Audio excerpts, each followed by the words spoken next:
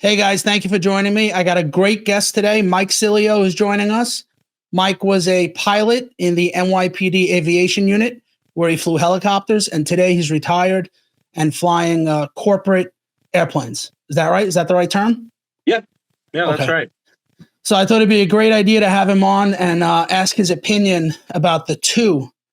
Now we have two plane crashes. Mike, what's up, bro? How you doing?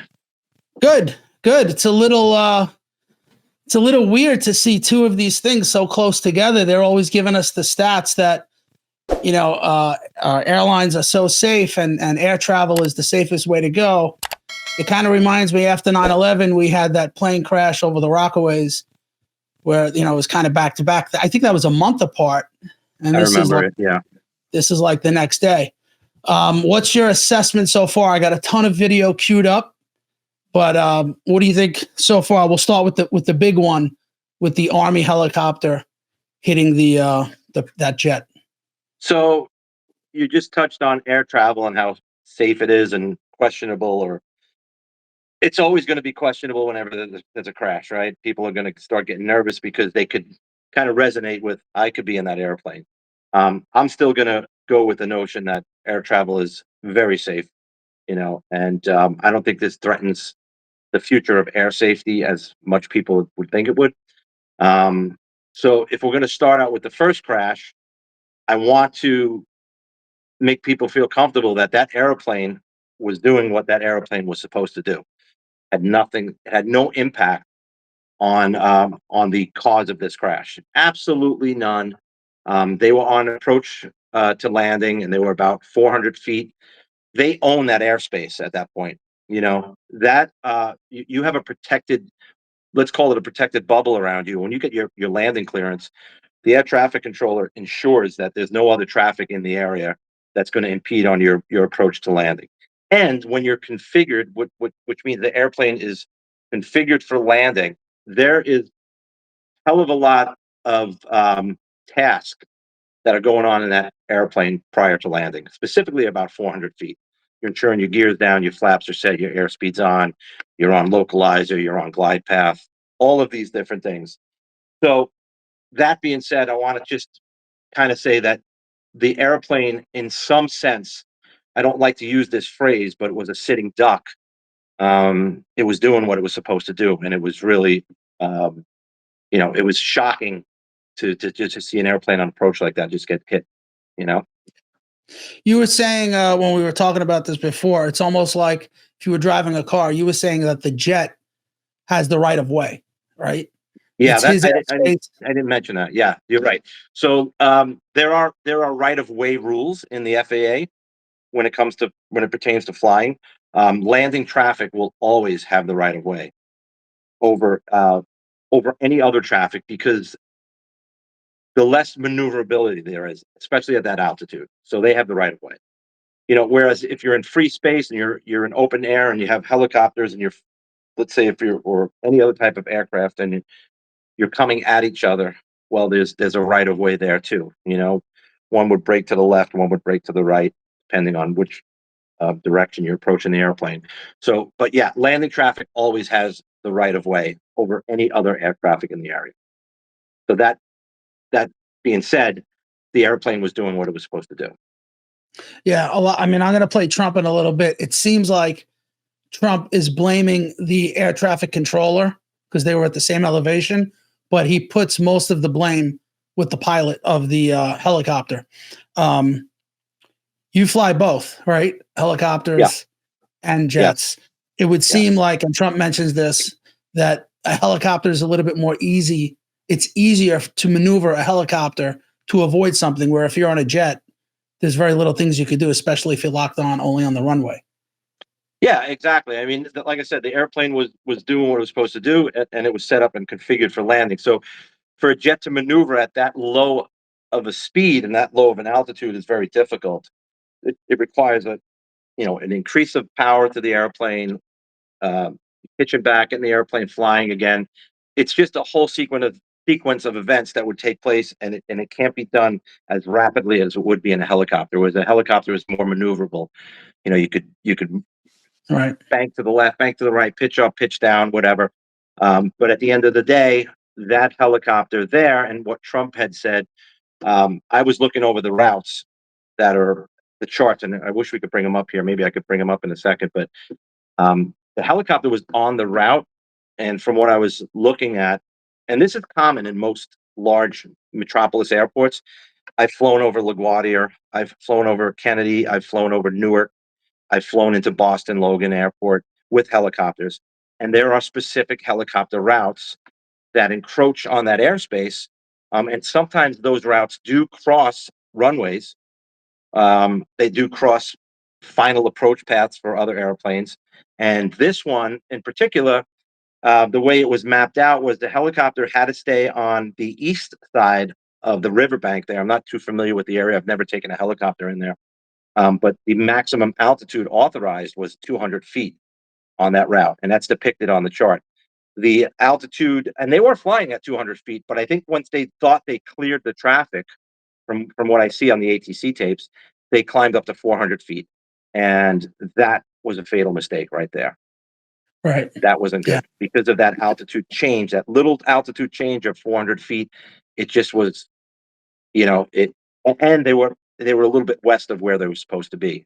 But from what, and again, this is just going by what the path is showing on these ATC tracks, I found a couple of videos that I wanted to show you to get your opinion on. One is an animation.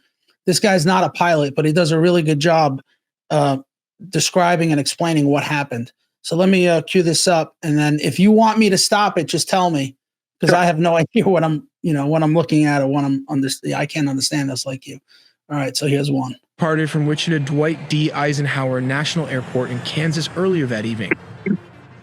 A PSA Airlines aircraft operated under American Airlines and identified as Flight AA5342 collided midair with a military Black Hawk helicopter at approximately 9 p.m. on Wednesday, January 29, 2025. The tragic incident occurred as the plane was making its final approach toward Reagan-Washington National Airport. So stop it right there. Go ahead. So now you can see where the collision took place there. Now let's orient ourselves as if north is up here, and then east would be on the right side. So that helicopter, where it was, that track, from what I've seen on that chart, is supposed to be over the land, or at least over the land, right on the edge of the waterfront there. And you could see where that collision took place. They were off. And that, yeah, and so again, he's not even supposed to. Yeah. Go ahead. Sorry. So this is going according to that chart, and they were supposed to be at 200 feet. Had they been at 200 feet and maybe maybe a couple of 100 feet to the east, they would have never have crossed paths like that. Additionally, if you see where the airplane is and it's landing on runway 33 right there, you see the other runway to the left? That's the longer runway there. I think that the approach was set up for that runway, and then the controller told the airplane, we want you to conduct what's called a circle to land maneuver. So you basically line yourself up with the landing runway, which is runway 1 there. And then at a certain altitude, I don't have the charts in front of me, I'd have to look at them. You'd have to maneuver the airplane to line yourself back up with runway 33. I believe that's what it is there. So there was a really series of events there, almost like the perfect storm. You had an altitude, you had a helicopter at the wrong altitude, or 200 feet above the authorized altitude. You had an airplane switching runways with a circle to land maneuver, which, by the way, is a procedure that is really questionable for jet airplanes in particular, because of the high speed that they're landing at, and the maneuverability at that low of an altitude can cause a lot of problems, particularly a stall. And we could elaborate and talk about that more later in the video.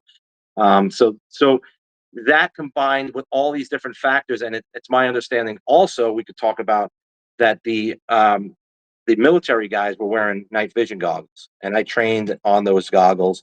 I flew with those goggles many a times, and so there's all these different factors that cause this perfect storm.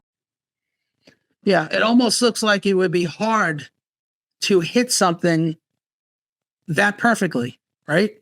Like with all the airspace over the river, it looked like, you mentioned night vision goggles. I keep hearing people saying that it could actually make it worse in an urban environment, that it works well if it's rural if it's, in the trees or the mountains, but when you use a night vision goggles and you're looking over a city like Washington where everything's lit up, it can actually make it more difficult to see. Is that true? It's very true. Night vision goggles are created for that, exactly, night. So it's not made for urban or cultural light. So when you're in an environment like an airport environment, there is so much cultural lighting there.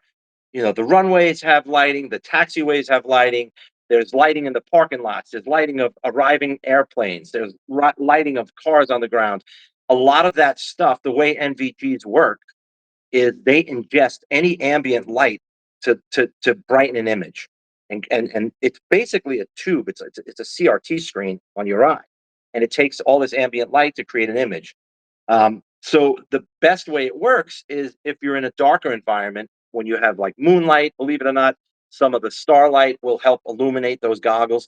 But when you're in a cultural environment like this, you get a lot of cultural lighting.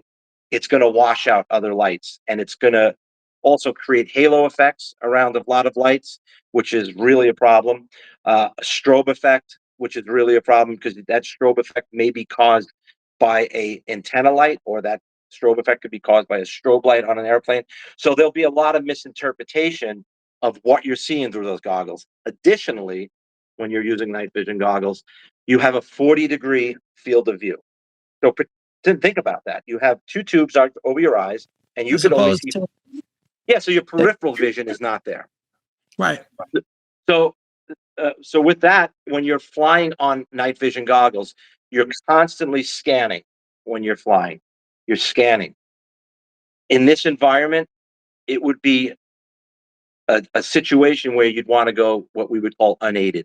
There's aided vision, which is when you're on goggles, and that means the goggles are down. And then when you get into an environment like this, you would go unaided, and you'd flip the goggles up, and you'd go with your naked eye.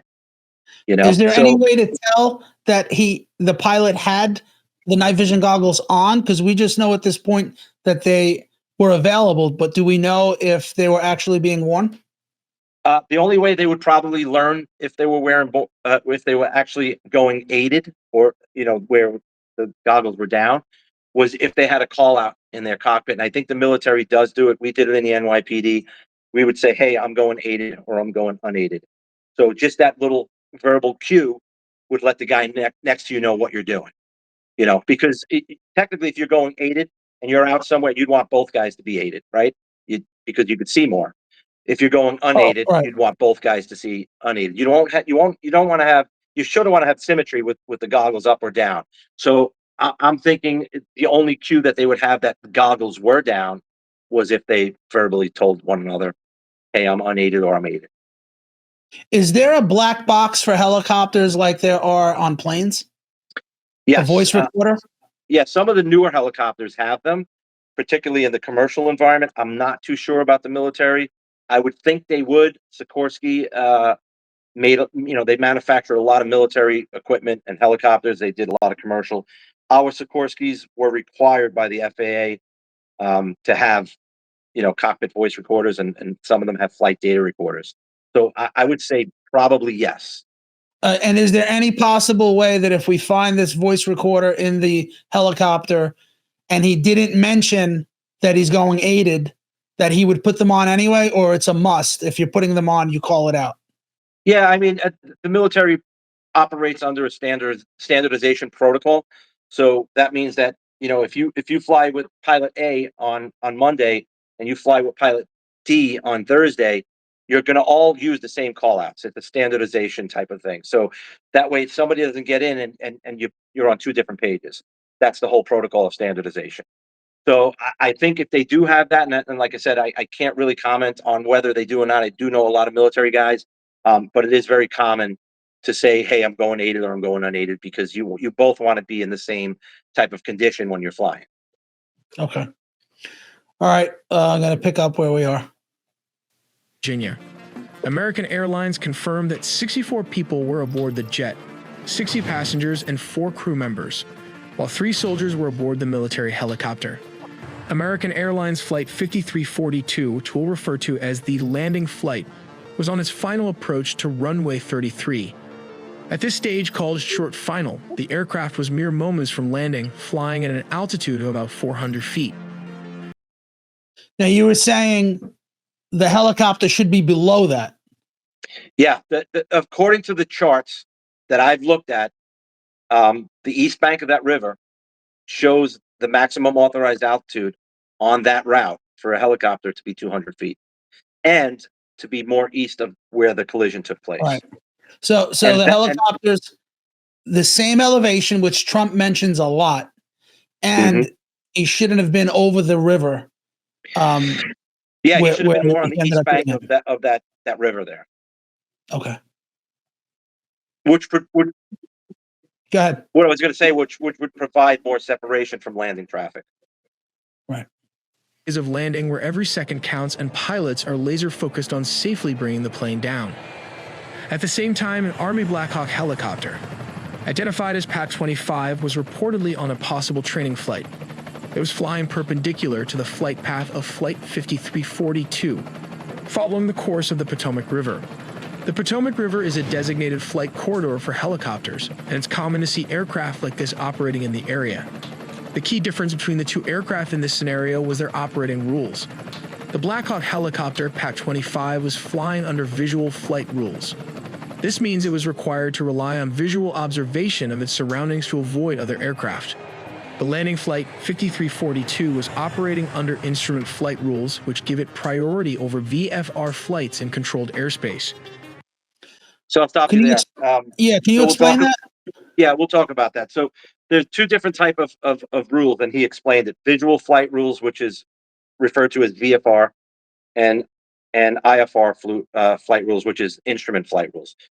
All commercial aircraft, in fact, 100% of commercial aircraft operate under IFR, okay, which is instrument flight rules.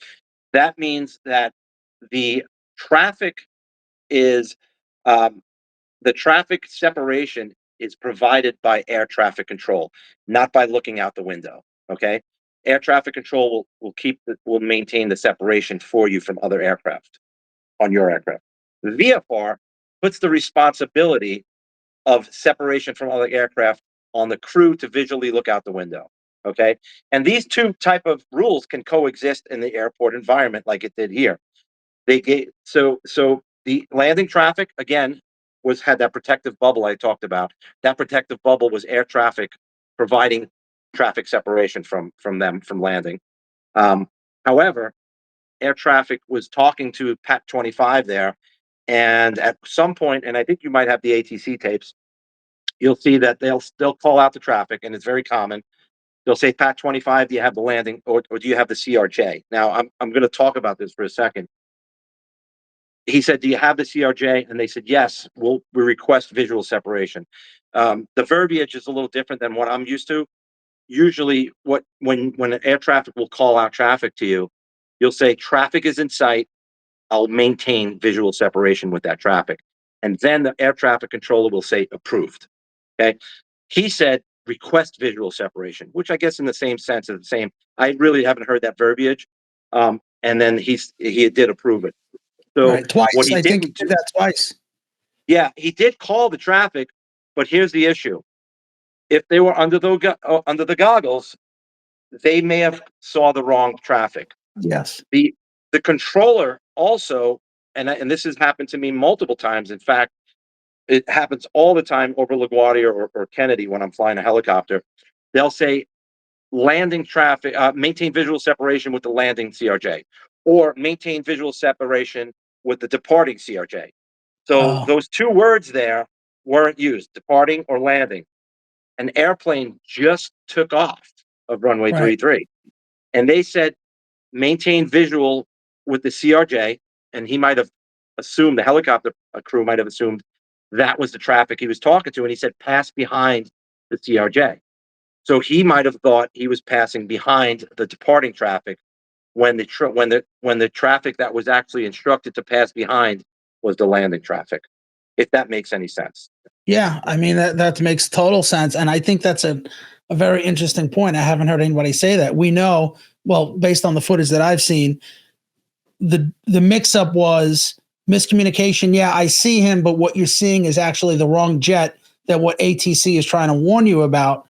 But that one little distinction do you see the one departing or do you see the one arriving? The helicopter, that might have, alerted them a little bit more and said, whoa, wait a minute. What do you mean? The one Yeah, that's and so to departing. delineate that, some controllers will say, if I'm in Sikorsky, they'll say, "Hey, Sikorsky, we have traffic on a roll, runway 33. Do you have him?" "Yes, I have him in sight." "Okay, maintain visual separation with that traffic, but I want you to pass behind the landing CRJ. Do you have him?" And that's how that whole delineation will happen, so that it gives him it gives the pilot the responsibility to pass behind the right traffic or in front of, depending on where you're going to go. I mean, I've never heard of passing in front of, but the onus is on the flight crew of the helicopter to maintain visual separation. However, I just feel, and this is just my personal opinion, that there was a confusion about which traffic he was Yeah. supposed to pass behind. And I Yeah. think that's where it all went bad, particularly also with the 200 additional feet in altitude. Yeah, that didn't help. So the next clip I was going to play, I don't even know if I should play it now because you said exactly what this other experienced captain said, but I will play it after this because it does show the radio communication. Yeah, let's talk about it. Sure. All right, so that'll be after this. This is like another minute. This system assumes that VFR aircraft will actively maintain visual separation to avoid conflicts. Moments before the collision, the air traffic control tower at Ronald Reagan Washington National Airport called PAT 25 to confirm whether they had the other aircraft in sight. PAT 25 responded that they did. At first glance, this seems like an acknowledgement that they were aware of Flight 5342's presence and were taking steps to avoid it. However, it now seems likely that PAT 25 had mistakenly identified a different aircraft, possibly a departing flight from the same airport, and believed that was the other aircraft referred to by the tower. Tragically, PAT 25 may not have realized that Flight 5342 was descending directly into its path. This misidentification could have led to the Black Hawk failing to adjust its course in time to avoid a collision. Although I'm not a pilot, this is what appears to have happened based on the available information. This long-shot video recorded by the Kennedy Center cam seems to show two aircraft, a helicopter and a commercial airliner colliding, creating a huge flash. You see the departing traffic there, right there? If you take a close-up shot, you can clearly see the Black Hawk helicopter traveling at an alarmingly high speed directly towards the plane, a moment of impending danger captured in stark detail. According to reports, the situation unfolded due to apparent confusion on the part of the Black Hawk pilot. He was seemingly unaware of the presence of a second aircraft in the vicinity, which ultimately led to a critical misjudgment. When the flight controller radioed in, asking if the pilot had identified Flight 5342, the pilot confidently confirmed that he had visual contact. However, the plane he was referring to wasn't Flight 5342, it was a completely different aircraft flying above his position. This misidentification proved costly. The pilot, certain he was operating safely, continued his course. Tragically, he ended up flying directly into the path of an oncoming aircraft. The sequence of events highlights the immense complexity and risks of aviation, where even small communication errors or lapses in situational awareness can lead to dangerous, life-threatening outcomes. A lot of times, air traffic control will not only point out the traffic to you, but they'll give you a clock position of where that traffic is. So based on you looking at the front of your aircraft, that being 12 o'clock, they'll say, "Hey, do you have traffic at 3 o'clock? Do you have traffic at 9 o'clock? Or do you have traffic at 10 o'clock?" That helps you turn your head to look at the traffic that they're pointing out. That wasn't another instruction that wasn't given as well. So there's a lot of different cues that can cue the crew that's maintaining visual separation as to what traffic that's conflicting with them to stay away from or to maintain visual separation with. It really is a perfect storm when every single thing, I mean, just like when you analyze anything, right? Yeah.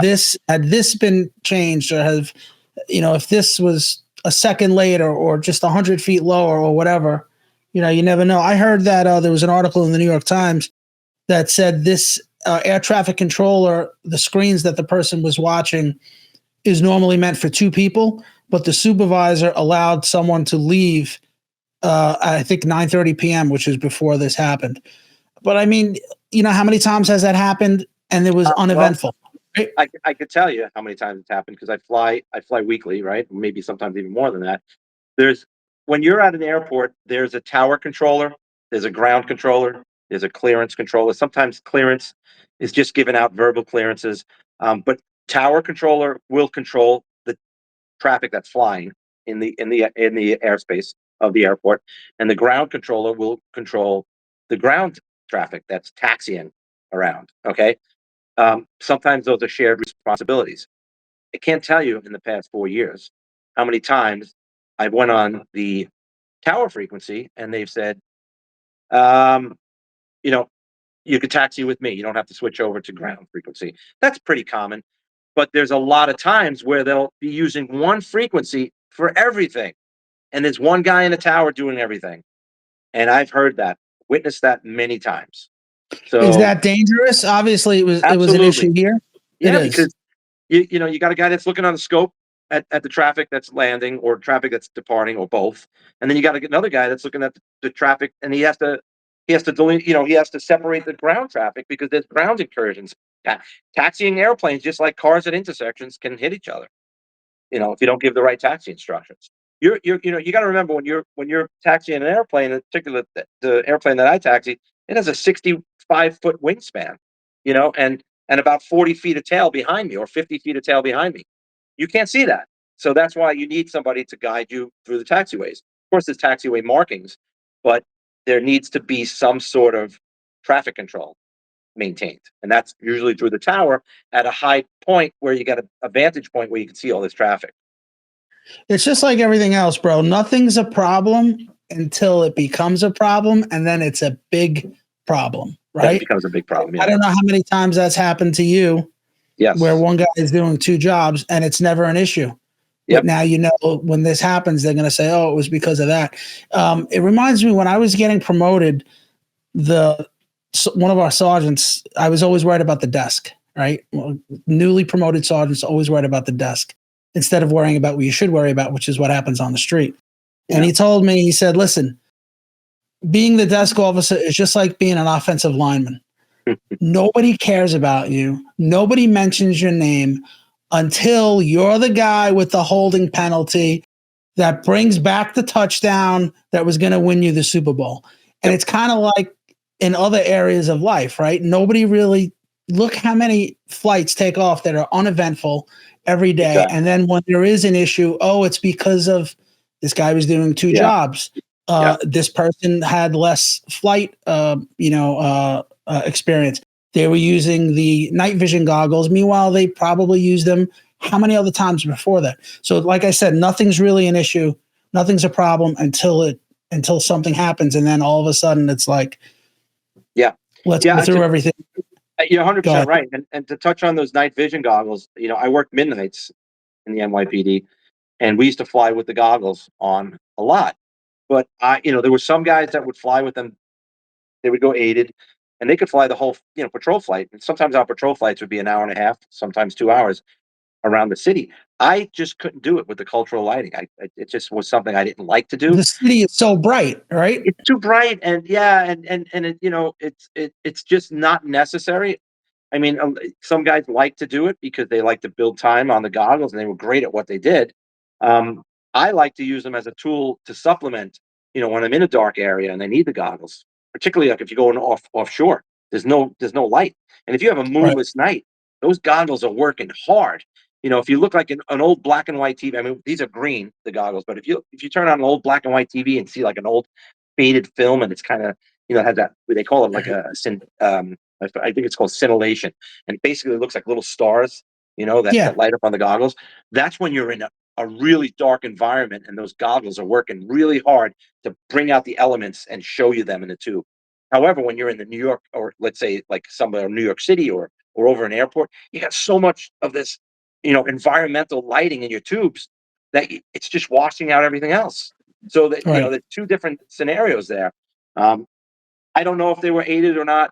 If they were, that definitely, I would think the NTSB is going to find that it's a major, major a I hate to contributing say factor. this too, but they'll probably confirm it when they find the body, right?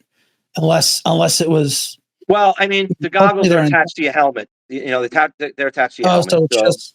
Yeah, so they're just a flip up and a flip down thing. Oh, So I got you. and they're made with a certain G force to pop off. and they have lanyards around your neck. So, and that's happened. You could bump them and they'll fall off, but they'll drop to your lanyard Okay. around your neck. So they'll probably be unattached to the helmet, I'm thinking. I think, like I said, the only verbal cue they'll have is if the goggles were on, was if there was some sort of an announcement that they were going to eat. Yeah, if he said it out loud. Yep. Are they different than regular night vision goggles? Because I've used regular night vision goggles on the ground when I was working in Central Park, where there was almost no lighting, and you could see like usually the what's it called, the monocular, not the Yeah, so you had the monocular, the single one. monocular. Yeah. Yeah, so And you could see like if you went and you hit the moon, it would wash out, right? They call that Yeah. washout. yeah, I yep, mean, you it's get to watch great it. Yep. in pitch black conditions. That's what they're created to do. The night vision goggles that I flew on were called Anvis 9s. I'm sure they probably still use the same ones. I haven't flown on goggles in 7 years, but those are twin tubes. They're two tubes instead of a monocular one. And like I said, you get 40 degrees field of view. So you're constantly, if you're flying, you're constantly scanning while you're Right. flying, you know? Right on a swivel. Here's a stupid question. Why don't people that fly jets use them? Like this plane. Because when you're flying an airplane, you're under instrument flight rules. The airplane is generally in cruise flight on autopilot. Even through the descent, through the climb, we're on autopilot. The only time that we're actually physically looking out the window to fly the airplane is generally after takeoff or on the takeoff roll, through takeoff, up through about 10,000 feet, and then same day on the way down. So there's no need for night vision goggles because the only time you're looking outside is when you're rolling up, rolling down the runway to take off or approaching the runway to landing. And there's usually ample amount of lighting. In fact, there's a crazy amount of lighting for different visual cues, Yeah. But here's the captain that I wanted to play. He said basically everything that you said. Let me get rid of this notification. But I guess we'll play it. I'll put the link to his video in the description. He's getting millions of views now. He's had a YouTube channel for a while.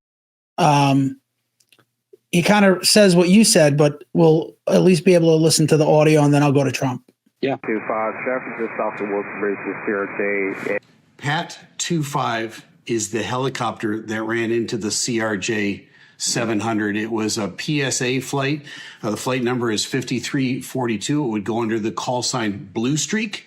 Blue Streak 5342. You don't ever hear them talking to tower. They've already been cleared to land on runway 33. So they would come in on an approach on runway 1, and then they would kind of circle the land on runway 33. It's a little shorter runway, but they take some of the regional jets and they put them on that runway. Pat 25 is the Black Hawk helicopter that is just south of the Woodrow Bridge, and they've just taken off. They're airborne. The tower is saying to them, there's traffic. It's a CRJ. It's at 1,200 feet, lined up for runway 33. Do you have that traffic? Pat 25 is going to call back and say yes. It's 1,200 feet, start runway 33. Pat 25 says, has the traffic in sight, request visual separation. What that means is that they're going to take responsibility for visual separation from that aircraft. What happened? Here's what I think happened. This is not the final word on it, but what I think happened was it was at night. There's several airplanes lined up. There is that Blue Streak 5342, which is the CRJ that they ran into. Right behind them, just a few miles, is American 3130. Everybody has their lights on as they're coming in. I believe the helicopter looked at the American 3130 and said, I've got the traffic in sight, and they never saw the airplane, the CRJ, that was right next to them. That's my conjecture on what happens. You can see at the bottom of your screen there, the CRJ, the Blue Streak 50. Okay, so do you see where it says Pat 25 there? Yeah. Okay, so that's their target on the radar scope, and it says 002, right? 002 is the altitude. They're at 200 feet there, okay? At some point here, you're going to see, and if you see this route, it kind of runs north and south. It's kind of dark here, but you'll see it on the east bank of the river there. That's the helicopter route, okay? That, and you can't see the numbers there, but the maximum authorized altitude there was 200 feet.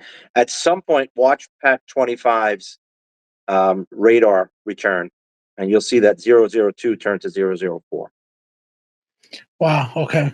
I don't even think he mentions that. Yeah. 5342, they're beginning to now kind of come out a little bit to line up the runway to land on runway 33. They're not going to go right straight down the river. They got to come out a little bit wider and come in. But remember, Pat 25, which is up here, the helicopter at the middle of your screen, they've already said we accept responsibility for visual separation.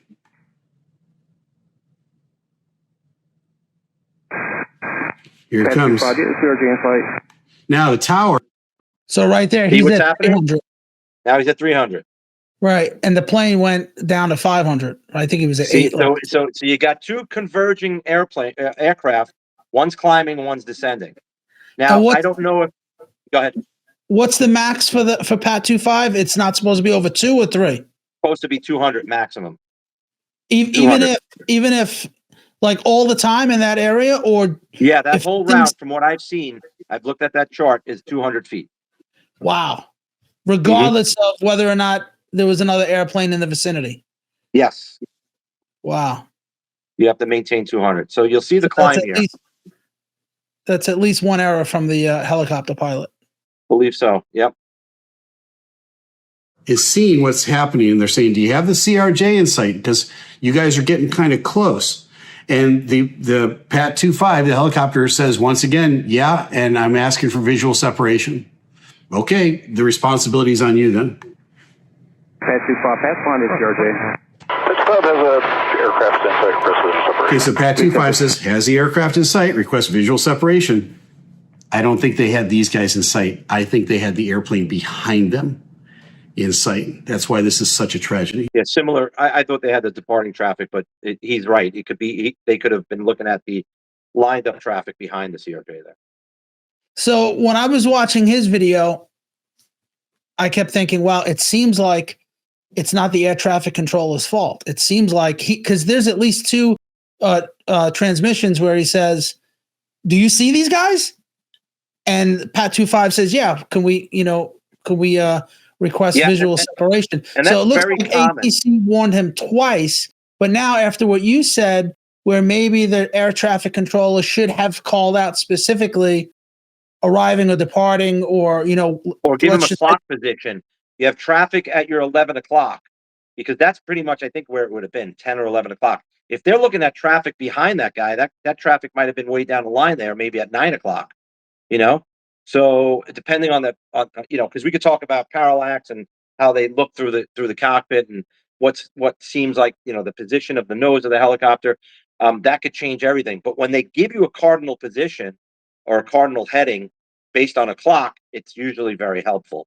So and the other thing is, once the air traffic controller approves that visual separation, that responsibility is off the controller now and on the pilot. That's what I'm getting out of this too, as a layman. And that's fact. That's law. So again, it looks like it's the helicopter pilot's mistake. Sadly enough, yeah. But you'll hear Trump keeps going back to, but they should have been warned not just about the proximity to that plane, but the height. Because you're saying whether planes are in that vicinity or not, he's too high. Regardless, he's too right? high. If and I'll reread the chart again, but I looked at the chart and I glanced at it. It showed that the maximum altitude is 200 feet. There's no chart in the New York area that has a maximum altitude of 200 feet, but there must be no obstacles around there. And they know when they charted that at 200 feet that there's no obstacles that the helicopter could run into, but they wanted to ensure that the helicopter was below any type of glide slope that encroaches on that path. So that's why it's set for 200, because the glide slope, because airplanes, when they land, they're there with their instruments. We have something called a glide slope or a glide path, depending, and it shoots a signal up to the airplane and they follow that glide slope down. That glide slope never changes. It's always a fixed point in space. So based on that, that's why they charted it to be 200 feet, so that the helicopter, if they stayed where they were, they would always pass under that glide path. And I think there's supposed to be a 500-foot separation. So if they were over the east bank of that river and they were at 200 feet, then that means the airplane was most likely supposed to be at 700 feet based on that point in space where that glide path intercepts that route. Does that make sense to you? Yeah. Yeah. Yeah. But what do you, when he's going down, I think the last chart he was at 400 feet, the Yeah, plane. because if you look more east of that, the airplane, if they were on the glide, now again, here's another problem. When you're circling to land, because he was given a circle to land instruction, there's no glide path involved in that. It's a visual. That turns that maneuver with that glide path that you're landing to the runway now turns into a visual maneuver for the airplane pilots. And they have to physically fly the airplane and navigate to that runway by looking out the window. There's no instrumentation that does that. So Wait, so when they tell you, can you switch to runway, whatever, they have to do that manually? They don't just key it in? Right. Yeah. So they'll tell you, let's say they were landing runway 1. They would give you an approach to you're going to have the let's call it the ILS runway runway 1. They'll clear you for the ILS runway 1, circle to land 33. And that means at a certain point, you're going to terminate that approach to that runway, and you're going to break off, and you're going to circle around and land to the other runway. There's a lot of controversy with circle to land procedures. The major airlines, in fact, a friend of mine is a JetBlue pilot, and I learned this recently, they're not authorized to do these circle to land maneuvers. Really? Yeah, my company that I work for are approved for circle to land maneuvers. If I get that instruction, there's nothing wrong with you as a pilot saying you don't have to you don't have to accept that instruction. You say I'd rather land using the conventional method of landing to a runway. If they do that, it'll inconvenience you sometimes. It may inconvenience your passengers. They may have to take you back around and bring you back in. But there's a lot of controversy surrounding these circle to land maneuvers, and we may hear more about that down the line because that could be another contributing factor. Again, the onus is on the helicopters to helicopter pilots to maintain visual separation. Add in the circle to land maneuver, and I think that's where this whole gray area comes in. When did the collision happen? Before he was starting to circle to land? He was already lined up. He was already lined up. Yep. He was lined up to land in to other runway words, he 3. deviated? To land to the landing runway, not to the approach runway. So you're shooting an approach to a runway, and then you're maneuvering to land to another runway. He had already maneuvered and was lined up, straight line approach to runway 33. So he deviated and then got hit. He deviated, but with permission. Because properly, right? I'm just saying, had he stayed on the runway originally asked, if he had stayed on runway 1 and shot the approach to runway 1, it would have been a straight-in approach. You wouldn't have to maneuver to circle to land to runway 33. And that's why it's a very controversial approach that a lot of operators don't like to do. I don't particularly like to do them. We train for them all the time, but they're very uncomfortable for the passengers. They can cause a lot of problems, and we'll talk about stalls when you're maneuvering a jet airplane at a low altitude. You could get to a lot of the stall speeds. It's very concerning maneuver. Yeah. You'll see it here. American 4782 by Batten, not burning visual. American 472, Oscar 1 star 32017. So you hear somebody in the tower go, oh, and they see what just happened. As you can see in your screen here, the collision took place. The tower has seen it happen in real time. They're human beings. They're reacting just like you and I would. The helicopter ran into the CRJ. The CRJ's airspace was their airspace. In front of them, behind them, on both sides of them, it was a responsibility of the helicopter to maintain visual separation. They even told him a couple times, do you got him in sight? Do you got him in sight? He said, yep, got him in sight. I'm accepting responsibility for the separation.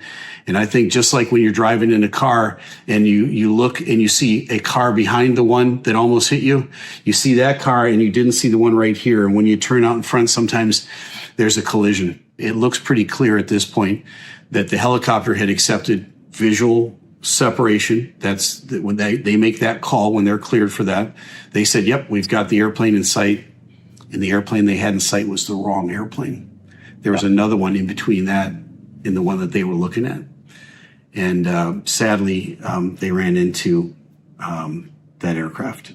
It amazes me that the simplest things can lead to something so tragic. Just this simple miscommunication, right? And I think I said this last time or one of the times you were on about how children go missing, where the dad gets up to go get a soda, the mom's sitting down, or the dad gets up to go order food or whatever, and the kid kind of goes halfway, right? The 5-year-old, the 8-year-old, whatever. Yeah.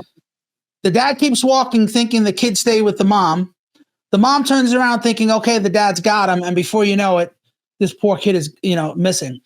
Perfect Miscommunication. It's insane that. So effective communication and using the standard call outs, the standard, and that's like a big thing in aviation is about standardizing everything. If you're using the same thing everywhere you go, then you'll produce the same results. Right. When you change things is when the breakdown in the chain of events start to happen. Is that why pilots often use checklists when something goes wrong? That's why we always use checklists. I've been in a lot of emergencies where is the biggest thing in the aviation industry is always safety, right? The foundation of safety is aviation is built on the foundation of safety. So and you may hear it in some of these videos I think that you've viewed, but the biggest thing about flying an airplane or flying a helicopter or being in the aviation business is aviate, navigate, communicate. That means fly the airplane first. These are your priorities. Talk to somebody second. I'm sorry, fly the airplane first, navigate the airplane, fly where you have to go, or land or do whatever you need to do, and then talk to somebody. Fly the airplane, fly the airplane, fly the airplane. Those guys on that airplane were flying the airplane. Those guys and gals in the helicopter, I think it was a girl in there, right? Were flying the helicopter. So they were doing what they were supposed to do. Getting back to checklist. When you have an emergency, you go to the checklist so you don't miss anything. Right. That's the big thing. So here's Trump. Now, I think he kind of splits hairs a little. It seems to me that he's blaming the helicopter, but he kind of also mentioned several times. This is a pretty long clip. I don't know how many minutes it is, but we'll pause it whenever you want. Yeah. And it seems like he's again saying the air traffic controller should have called out the height. He did his job, or she did her job when she said, do you have visual? And again, that was a great piece of information from you to specify the type of plane that would make sure we're talking about the same plane. Exactly. But Trump mentions that he should have called, he was talking about the difference in height, how it should have been more of a separation. So let's listen to him. Sure. And tell me if you want to pause it. Yeah. You had a airliner coming in, American Airlines. He was doing everything right. He was on track. He was the same track as everybody else that came in. It's probably the same track as they've had for 25 years or more. He's coming in the path. And for some reason, you had a helicopter that was at the same height, obviously when they hit, but pretty much the same height, and going at an angle that was unbelievably bad. When the air traffic controller said, do you see, he was talking about, do you see him? But there was very little time left when that was stated. You had a pilot problem from the standpoint of the helicopter. I mean, because it was visual. It was a very clear night. It was cold, but clear, and clear as you could be. The American Airlines plane had lights blazing. They had all of their landing lights on. But we had a situation where you had a helicopter that had the ability to stop. I have helicopters. You can stop a helicopter very quickly. It had the. Mike, is that true? Yeah, I don't think you're going to be able to slow a helicopter from 100. I think they were doing like 120 knots or something. That's pretty, that's like a cruise speed. To slow, you can get a helicopter from 120 knots to zero speed probably in 6 seconds, 7 seconds. I mean, it's going to be a really aggressive maneuver, maybe even more time than that. So it's not going to be able to stop on a dime. But yeah, it's more maneuverable in the sense that you could roll out. You could roll to the left, you could roll to the right, you could dive. You could do a lot of maneuvering in a helicopter that you can't do with an airplane. Right. So and you got to remember something. you got to remember something about President Trump. He's been in aircraft his whole entire life, as a corporate person, as a as a president. He talks to pilots all the time. He's got the right staff briefing him on stuff. So he has a little bit of knowledge too, because even though you got these guys that sit in the back of the airplanes and the helicopters, and I've flown multiple celebrities, and if they're very familiar and intimate with their aircraft that they're flying in, they know a lot of the rules, not all of them, but they know just by looking out the window or hearing. Sometimes they'll hear the communications with the pilots with air traffic control if they want to listen. And I've had guys that want to do that because they want to know what's going on. So he's pretty intimate with it, and I think that he's trying to convey that in his messaging, plus getting the briefing from the right people. Right. Ability to go up or down. It had the ability to turn. And the turn it made was not the correct turn, obviously. You could have slowed down the helicopter substantially. You could have stopped the helicopter. You could have gone up. You could have gone down. You could have gone straight up, straight down. You could have turned. You could have done a million different maneuvers. For some reason, it just kept going. People in the helicopter should have seen where they were going. I can't imagine people with 20/20 vision not seeing, what's happening up there. Again, they shouldn't have been at the same height. You're going in reverse directions or sideway directions. Obviously, you want to be at different heights. I see it all the time when I'm flying. You have planes going in the opposite. They're always lower. We're higher. So if somehow there's a screw up, there's not going to be a tragedy. It'll be close. But, there's never going to be a tragedy if you're at a different elevation. For whatever reason, they were at the same elevation. And also, from the American Airlines standard, he's along the track that every plane is along. You say, what was a helicopter doing in that track? It's very sad. But visually, somebody should have been able to see and taken that helicopter out of play, and they should have been at a different height. So it sounds like he's putting more of the blame on the helicopter pilot, but he also sneaks in there that ATC should have said maybe a little bit more clear, and not just do you have him in sight, but why are you flying above 200 feet? But and it's a combined responsibility between air traffic and the crew of the helicopter. But the other thing is, if the air traffic controller in this case, which it was from what we're learning, was task saturated, and he might have been handling two different types of traffic. He could be handling departing. A lot of times in like Kennedy, you'll have different tower frequencies, and I'm going to use John F. Kennedy Airport in New York. You'll have two different tower frequencies for departing traffic and for landing traffic, and then you'll have a third frequency for ground taxiing. For ground control. When you're task saturated like that, you're handling multiple things at once. It doesn't go well. It doesn't go well. You're not going to be able to focus on your task. You can't multitask with that. It's dangerous. It's obviously dangerous. Yeah, and we'll hear later. They fired a bunch of air traffic controllers. You'll see why in a minute. And that left us short-staffed. And for years, they cut 1,000 more than a decade ago and never rehired them. So they're going, according to the Wall Street Journal, with only 3/4 of their staffing that is needed for the last decade. And again, for 10 years, it's never an issue. But now that this happened, it's like, unfortunately, people need to, I don't want to say people need to die, but unfortunately, we don't change anything until there's a catastrophic event. And then we'll say, oh, well, now we need to hire more people, or now we need to, maybe there's got to be a change in protocol where you can't watch two screens at once, or like you were saying, the tower control and the ground control, and one guy doing so many different things. Maybe that will change. But here's Trump saying what you and I think the rest of the world believes, and that is that we need the best and the brightest. It's a difficult job, and let me show you Trump. As you know, last week, long before the crash, I signed an executive order restoring our higher standards for air traffic controllers and other important jobs throughout the country. So it was very interesting. About a week ago, almost upon entering office, I signed something last week that was an executive order, very powerful, on restoring the higher standards of air traffic controllers and others, by the way. Then my administration will set the highest possible bar for aviation safety. We have to have our smartest people. It doesn't matter what they look like, how they speak, who they are. It matters intellect, talent, the word talent.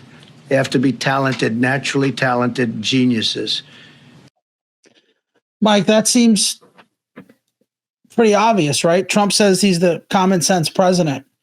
I can't understand how your race or who you sleep with has anything to do with how you can look at a screen or fly a plane or a helicopter. And we talked about this a while ago.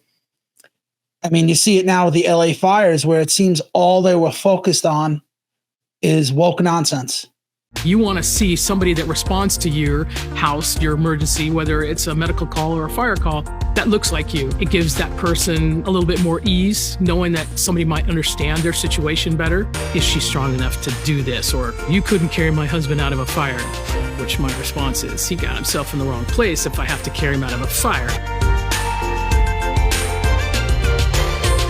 And again, it's never a problem until there is one. And then everyone will come out and second guess and say, well, maybe Bill Maher had a great line on that, on the LA fires. He was saying something like, the good news is our fire chief is a lesbian.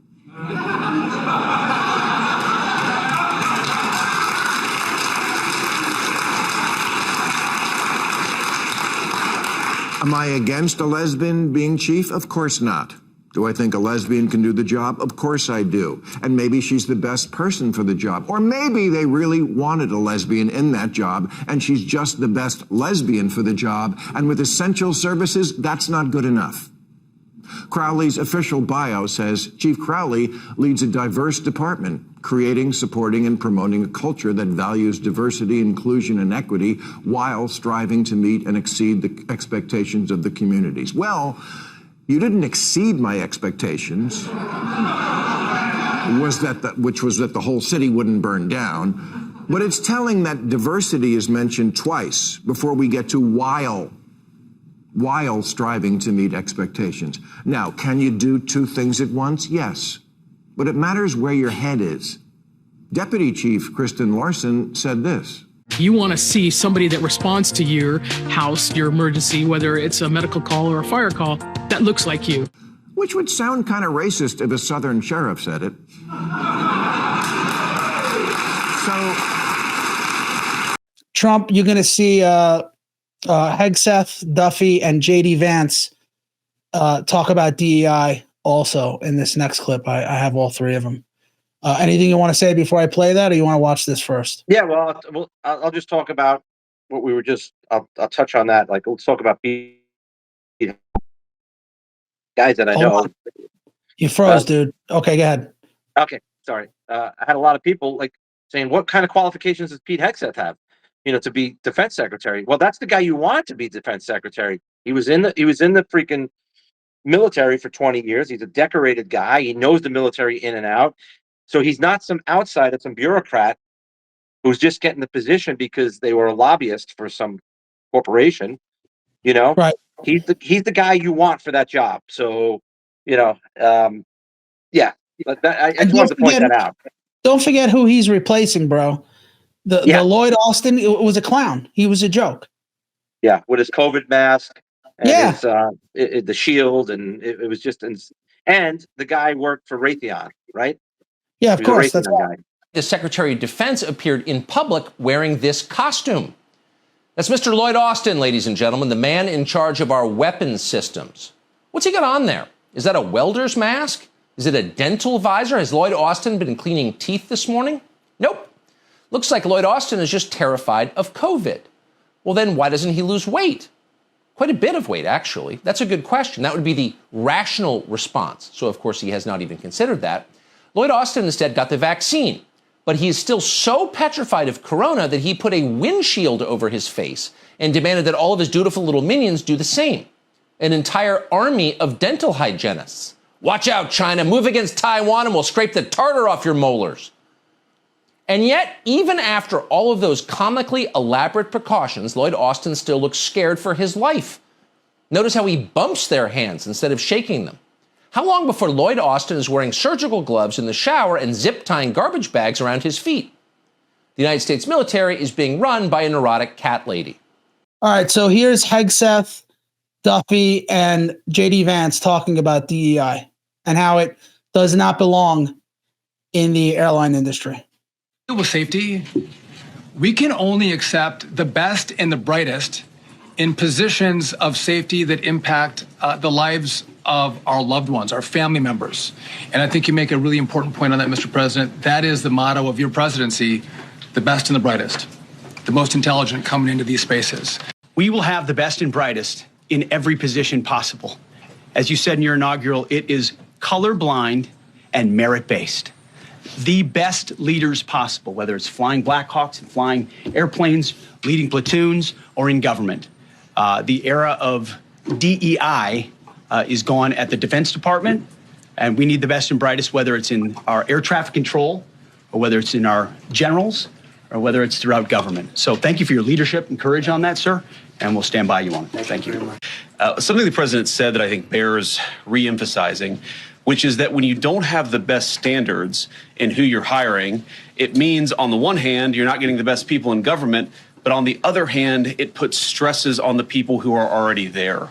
And I think that is a core part of what President Trump is going to bring and has already brought to Washington, D.C. is we want to hire the best people because we want the best people at air traffic control. And we want to make sure we have enough people at air traffic control who are actually competent to do the job. If you go back to just some of the headlines over the past 10 years, you have many hundreds of people suing the government because they would like to be air traffic controllers, but they were turned away because of the color of their skin. That policy ends under Donald Trump's leadership because safety is the first priority of our aviation industry. Thank you, Mr. President. So there's another clip I have to show you where he was talking about headlines. It's just great to see, it's just I don't want to interrupt you, but it's so great to see leadership in the White House again. It's isn't it? It's amazing. Dude, I have a simple cure for this nonsense. For any federal application, any school application, you can't do it with private universities. Just don't have a race box. I agree 100%. Because then the liberals won't play the games and saying, no, we need more people of a certain ethnicity. Or, I mean, is there a box for how you identify if you're gay or not? Like, it's just, I'll play you some of the commercials that the airlines are playing now. Well, you know FAFSA, right? Have you done FAFSA applications? Yeah, it's not male and female. It's male, female, non-binary, all these other crap. And I think really, I didn't know that. Yeah, so that recently got to the White House, and I think they changed that. They squashed that. I mean, if you really want to make it straight down the line fair, take off male and female and take off race. Yeah, that's it. Yeah. He mentions a lawsuit. I'm going to play you that lawsuit. You're going to hear what Obama and Biden did to correct the problem of too many white people in air traffic controller positions. Our next guest is exposing the dangers of DEI hiring by collating a lawsuit against the Federal Aviation Administration for allegedly turning away qualified air traffic controllers based solely on race. The lawsuit could set a new precedent and force companies to hire employees based on, shocking, their skills and nothing else. The FAA was using a quiz, in essence, or a questionnaire that locked out, according to the lawsuit, several thousand people indirectly based on their race. But Congress got rid of this questionnaire. So explain the harm now. Yeah, so we represent nearly 1,000 people that were about to be air traffic controllers, and this is at the end of the Obama administration. They had done all the FAA schooling, which up till that time, for 2 decades, graduated. 100% of those people went on to be air traffic controllers. They passed the normal test, and then the Obama administration said that the class was too white. And so they threw out the test and threw out all these applicants with it. And that's the group of citizens that we represent. Their careers were derailed. Their lives have been upended.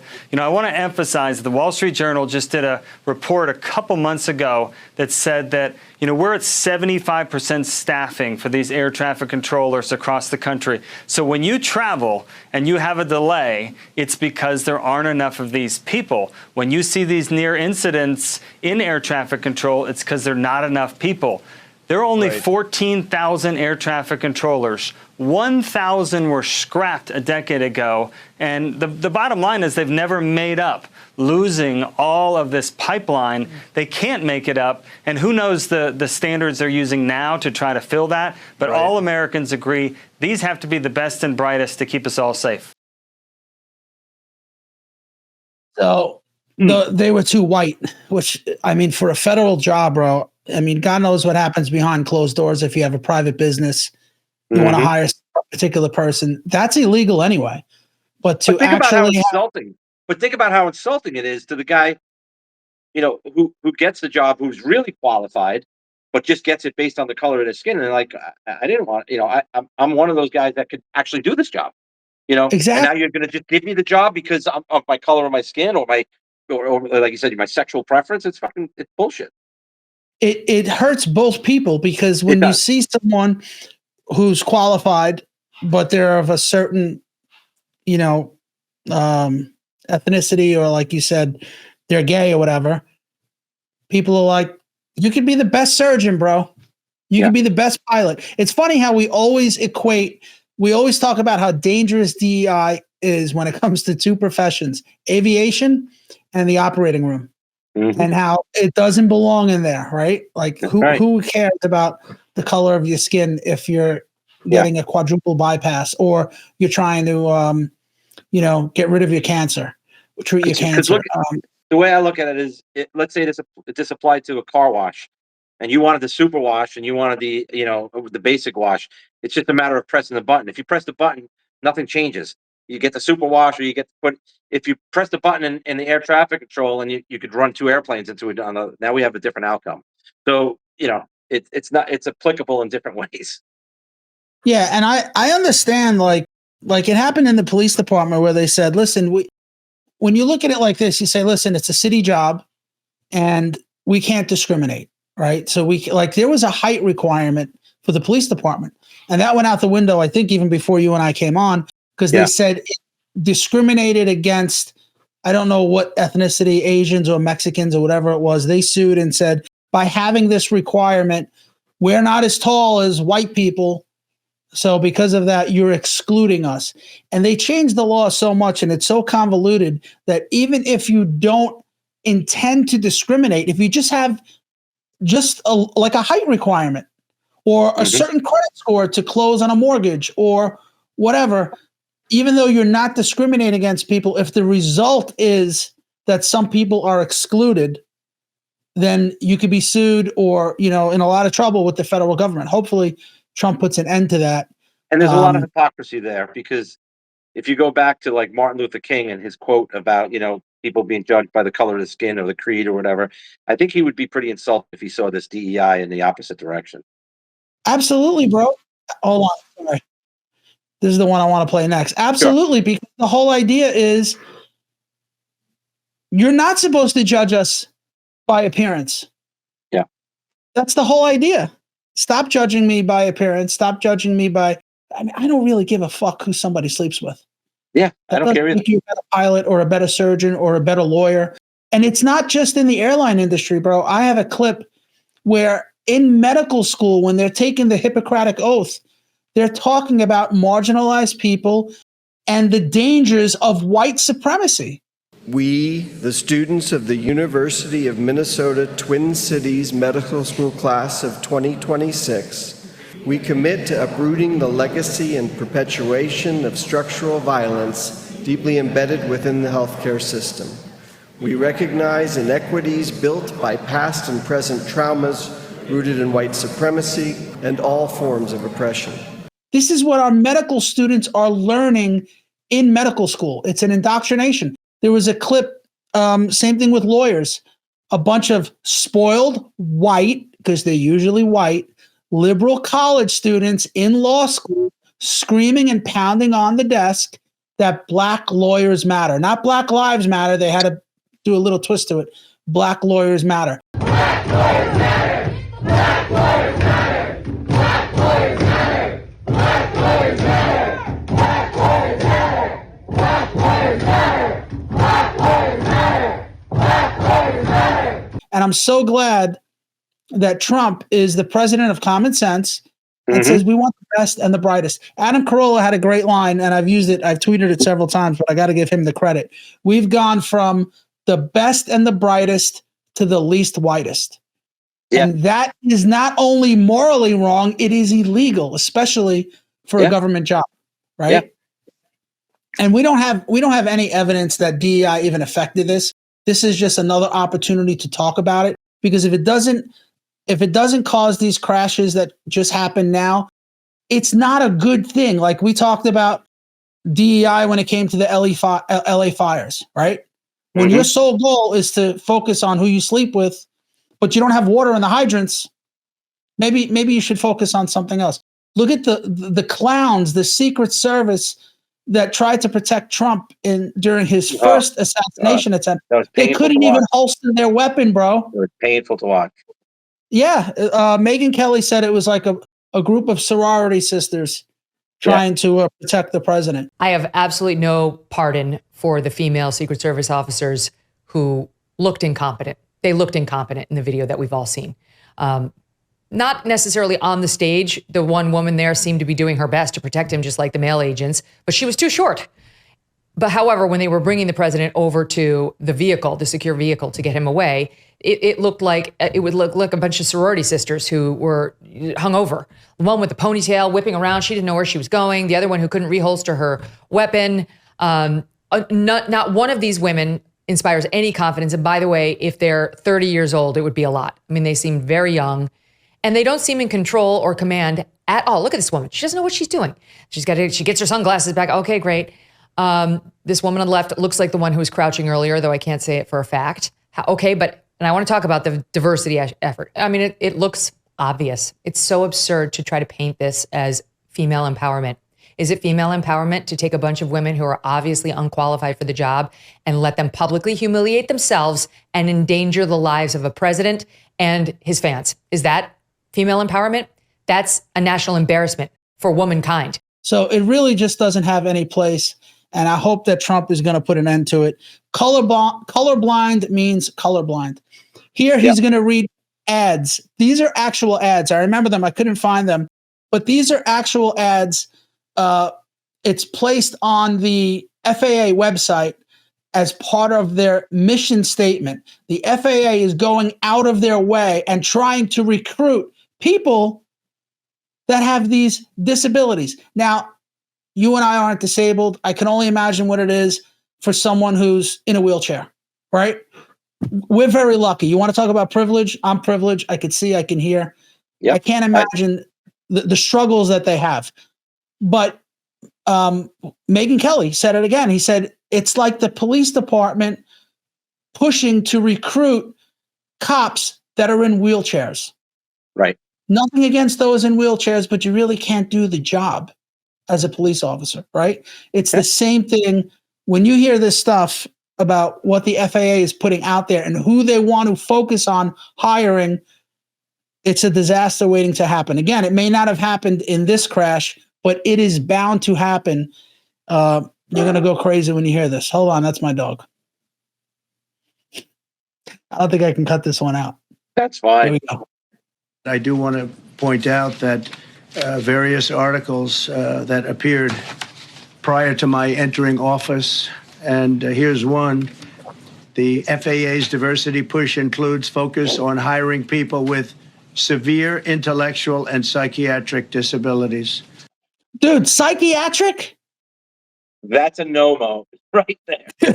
Do you remember that plane crash where the guy locked the co-pilot locked the pilot out when he went to the restroom and crashed the plane? Tonight, there's disturbing new evidence that Andreas Lubitz may have been planning his deadly flight for days. German investigators revealing a search of the co-pilot's tablet computer shows that in the week before the crash, he had researched medical treatments, suicide methods, and information on cockpit door security. He would have known that when the captain tried to re-enter the cockpit by punching a code into a keypad, he could flip a switch and lock him out.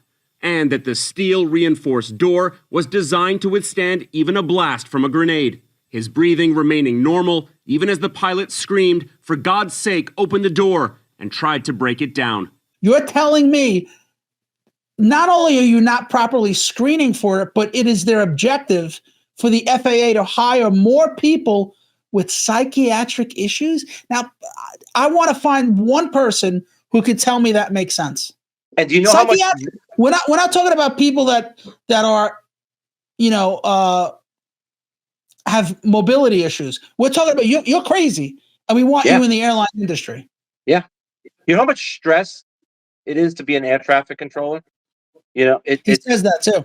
No, and let's not talk about talent of a skill set to become a pilot. I mean, introduce an element of psychiatric, issues. It's unfathomable to even think about that. It's crazy. It's crazy. Yeah. I cut him off. He said articles. I said ads, but it's actual articles that were written. Yeah. That is amazing.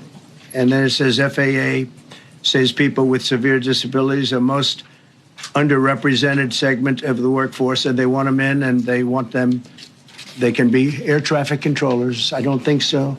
This was in January 14th, so that was a week before I entered office. They put a big push to put diversity into the FAA's program.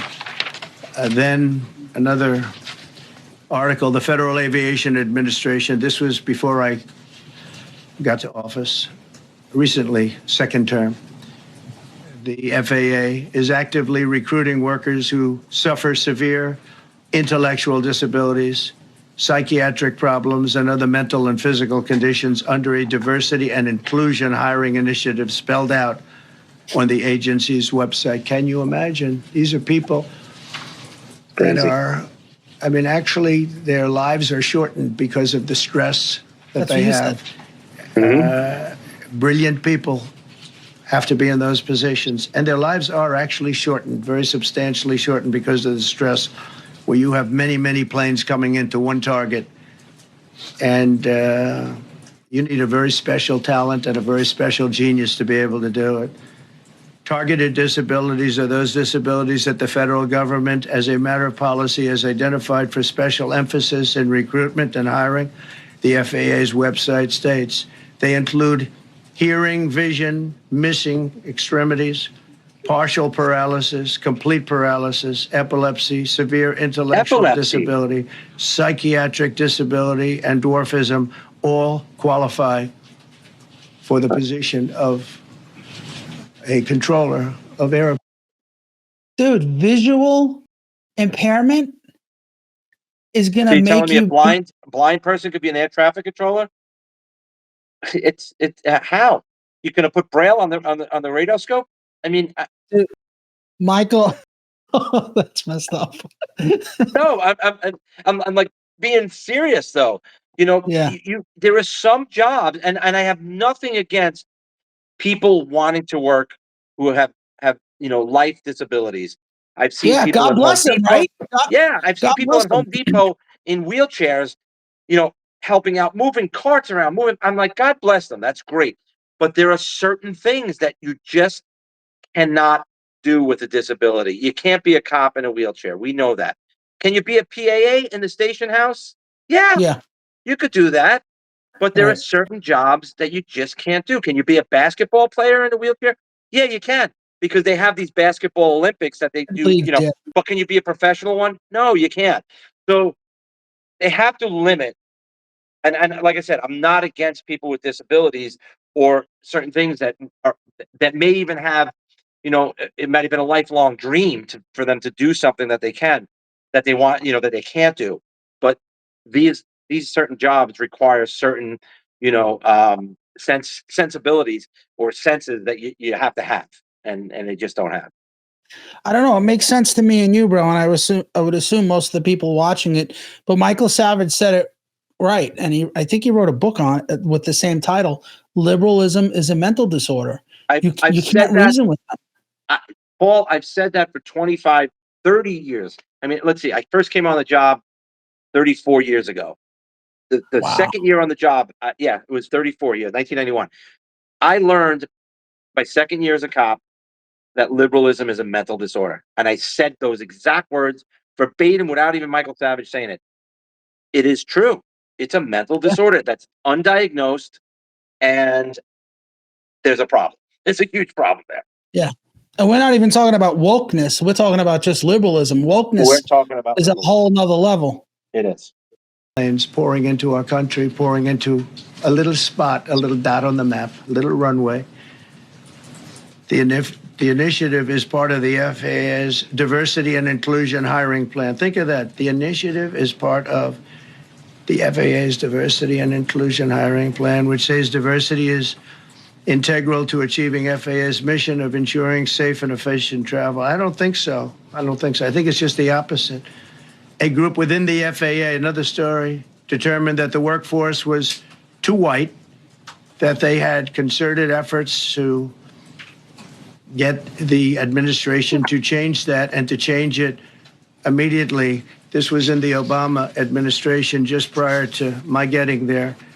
And we took care of African Americans, Hispanic Americans. We took care of everybody at levels that nobody's ever seen before. It's one of the reasons I won. But they actually came out with a directive, too white. And we want the people that are competent. I do want to. It makes sense, bro. It makes sense to me. I can't understand. But dude, can you imagine a federal job saying, or a federal agency with internal memo saying too white? It's just, I'd be dead set against too black or too Asian or too whatever. Too many men, too many women.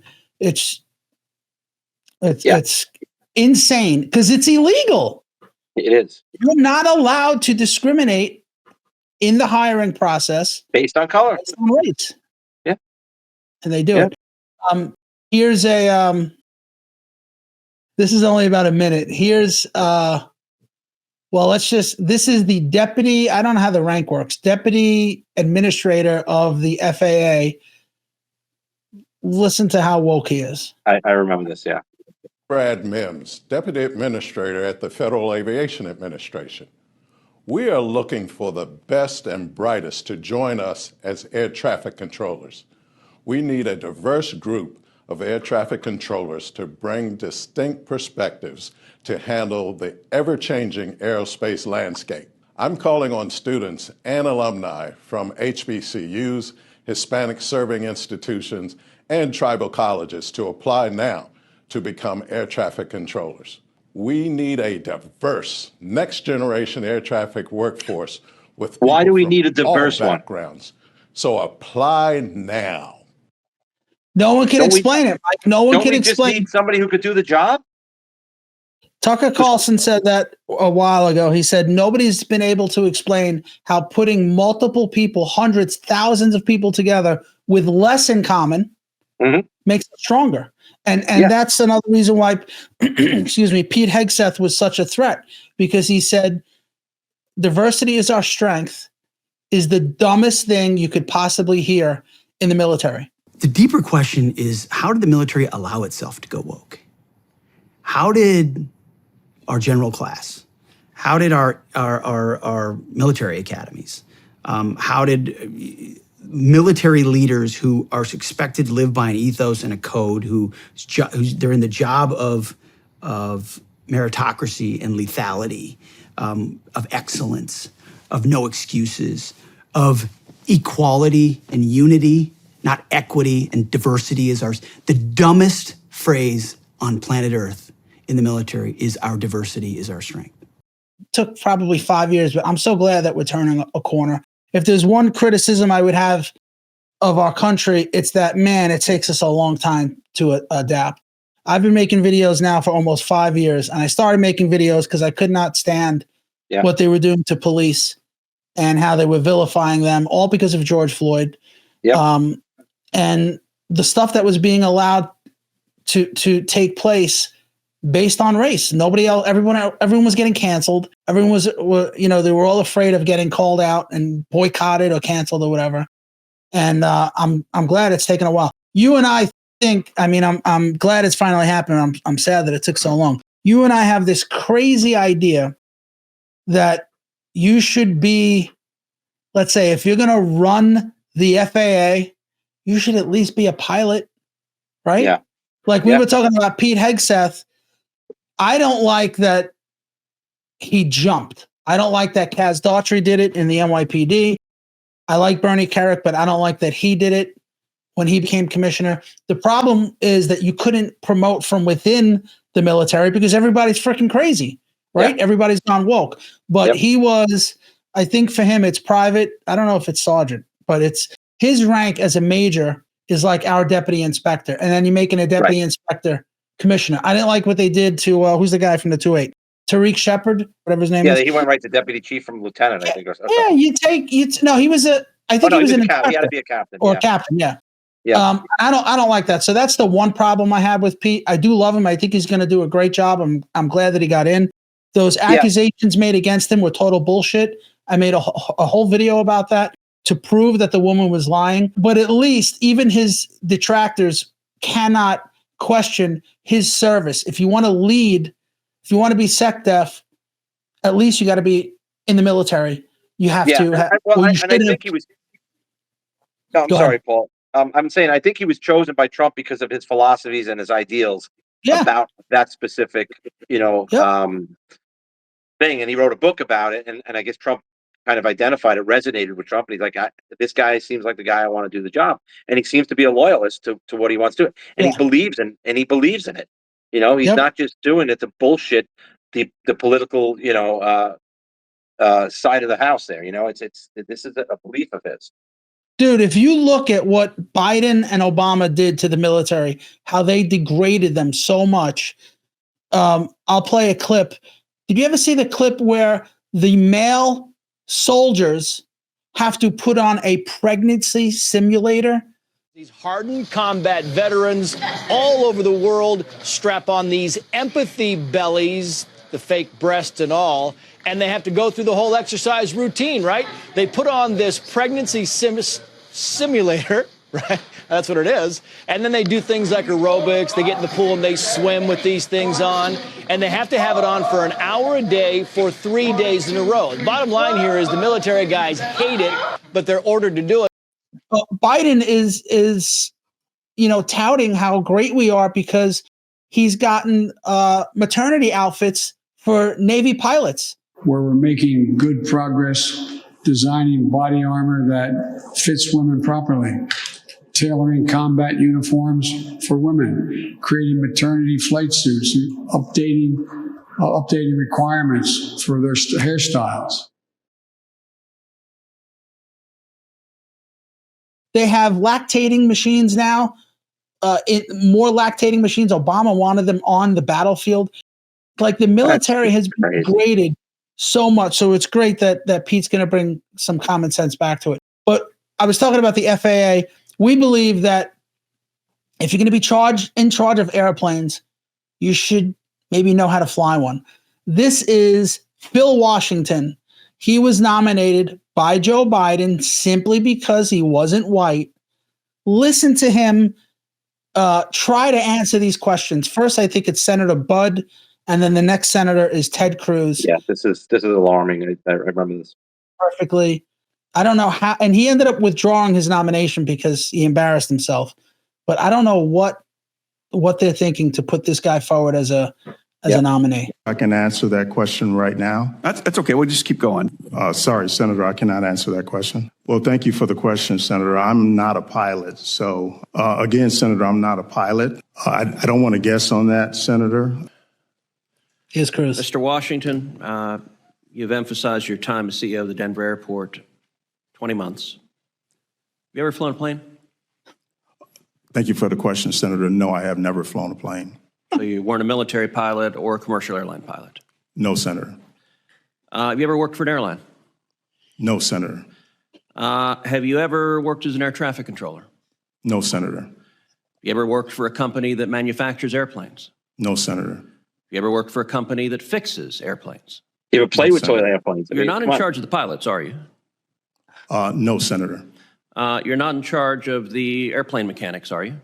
No, Senator. You're not in charge of the air traffic controllers, are you? No, Senator.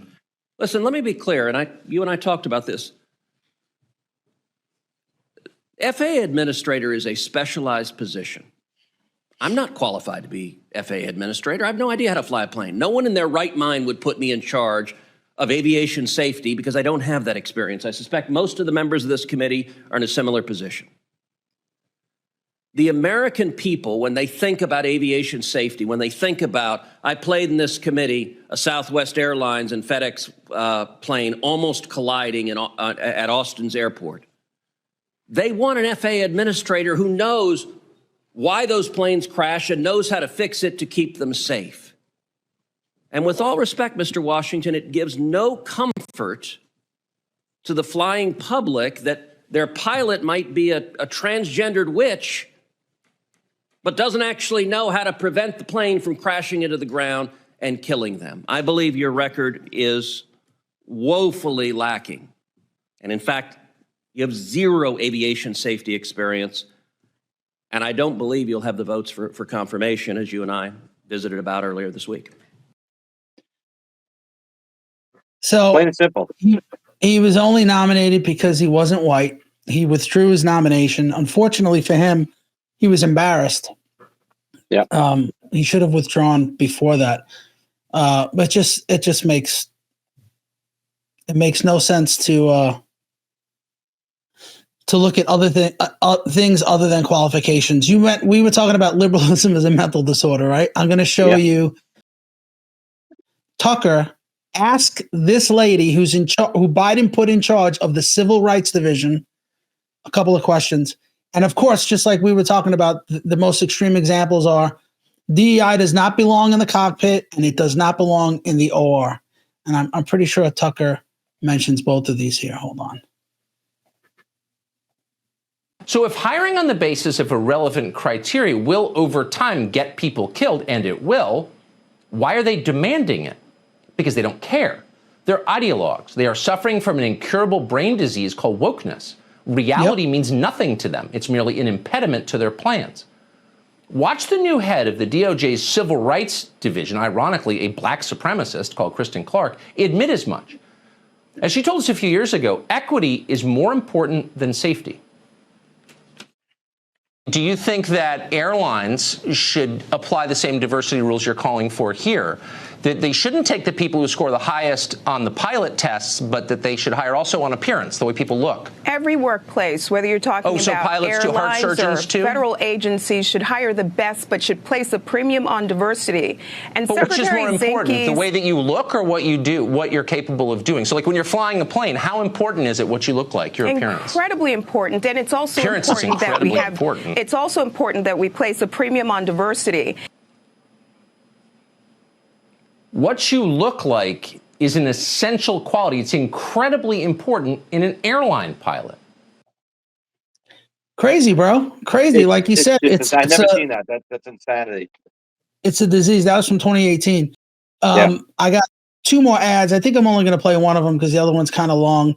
Let me know if this makes you want to fly this airline. This is Virgin. I'll play both. Here's Alaska Airlines. Today is our first time ever having the inclusive pride flag raised here in Alaska. Alaska Airlines is celebrating LGBT pride. We've been isolated for so long. It's just great to be able to fly down to some of our favorite cities. The energy is just really exciting. Hey kid, never stop running. Break me a dream that's coming on. Ultimate pride float in the skies. We've cried several times already, just because I think it's really impactful to see like support. We are not equal until we are all equal, and we are not all equal right now. Always find a way through the unknown, 'cause we're willing to chase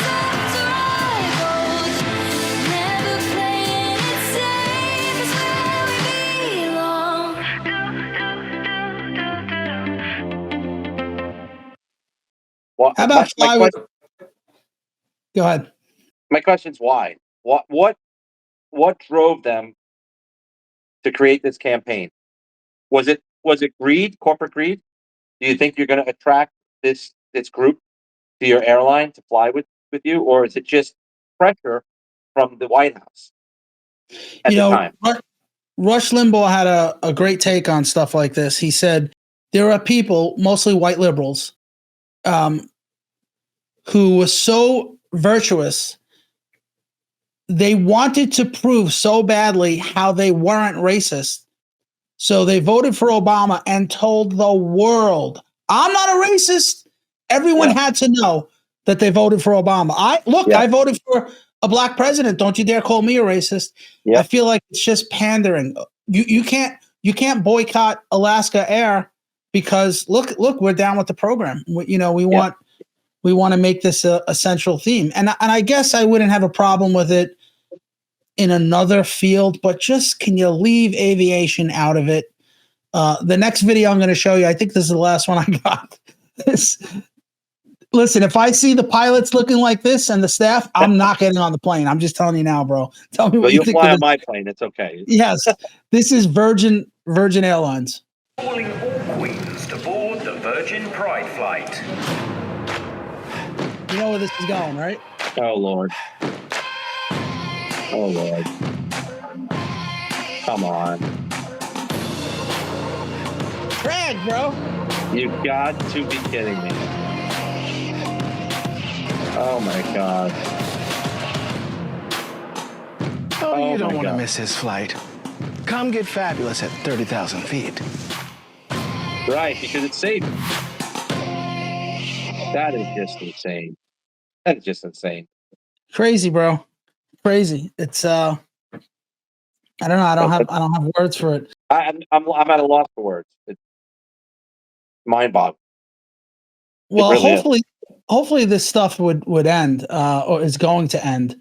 And we should point out, or I'll point out, that we don't know if any of the DEI nonsense had anything to do with this flight. And when they asked Trump that, they said, why are you jumping to this? Why are you making this about DEI when you have no evidence, not even proof, evidence of it? And he basically said, because it's common sense. And what I think he means by that, well, there's two possibilities.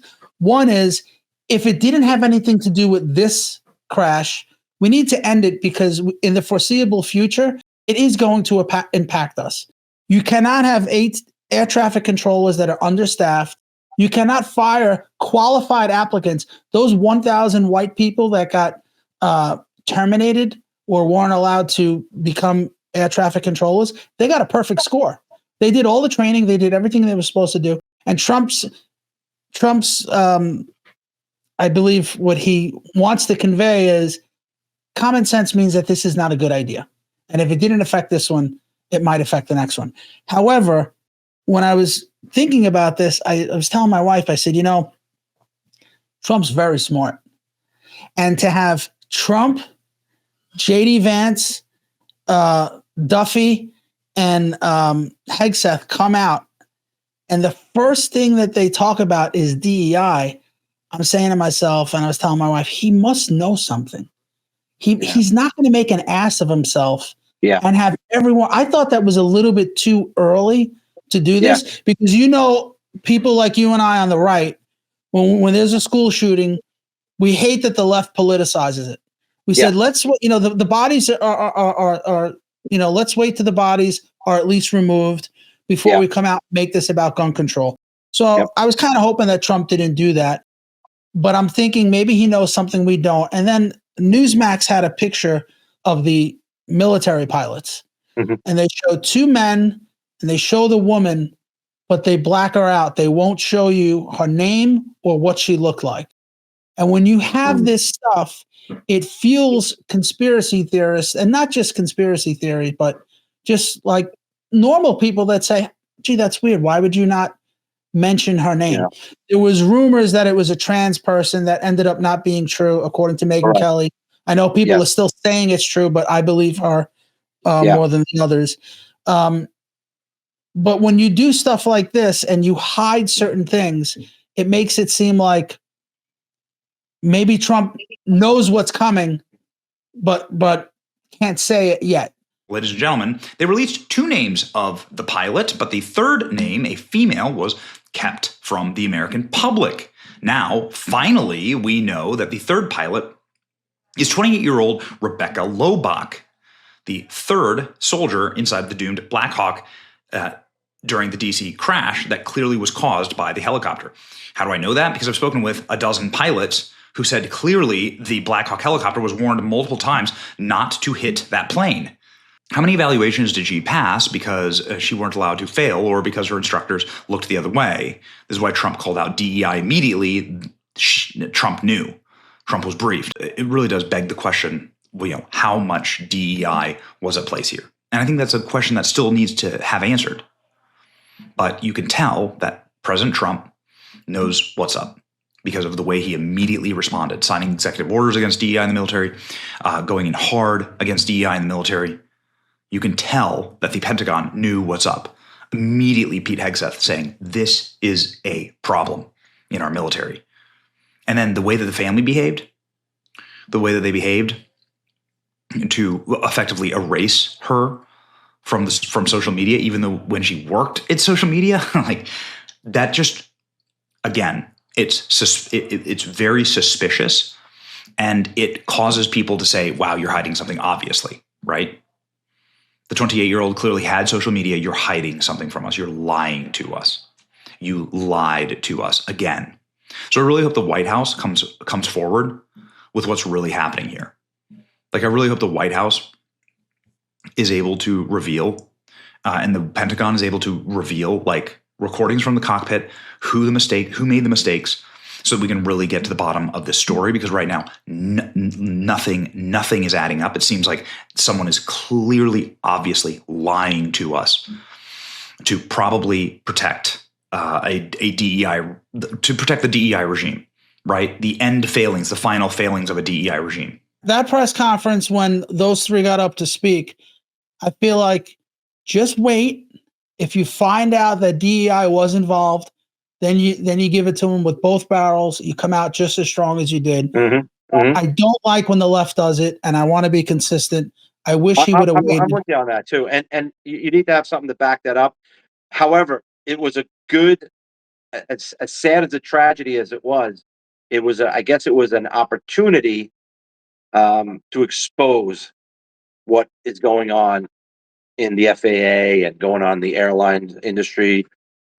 Maybe it should have waited a little bit, and again, I love Donald Trump. He's my president. I love everybody that he's appointed as a staff, and maybe just the timing wasn't right. But I'm not going to Monday morning quarterback him. I think he has some information that maybe we're going to find out.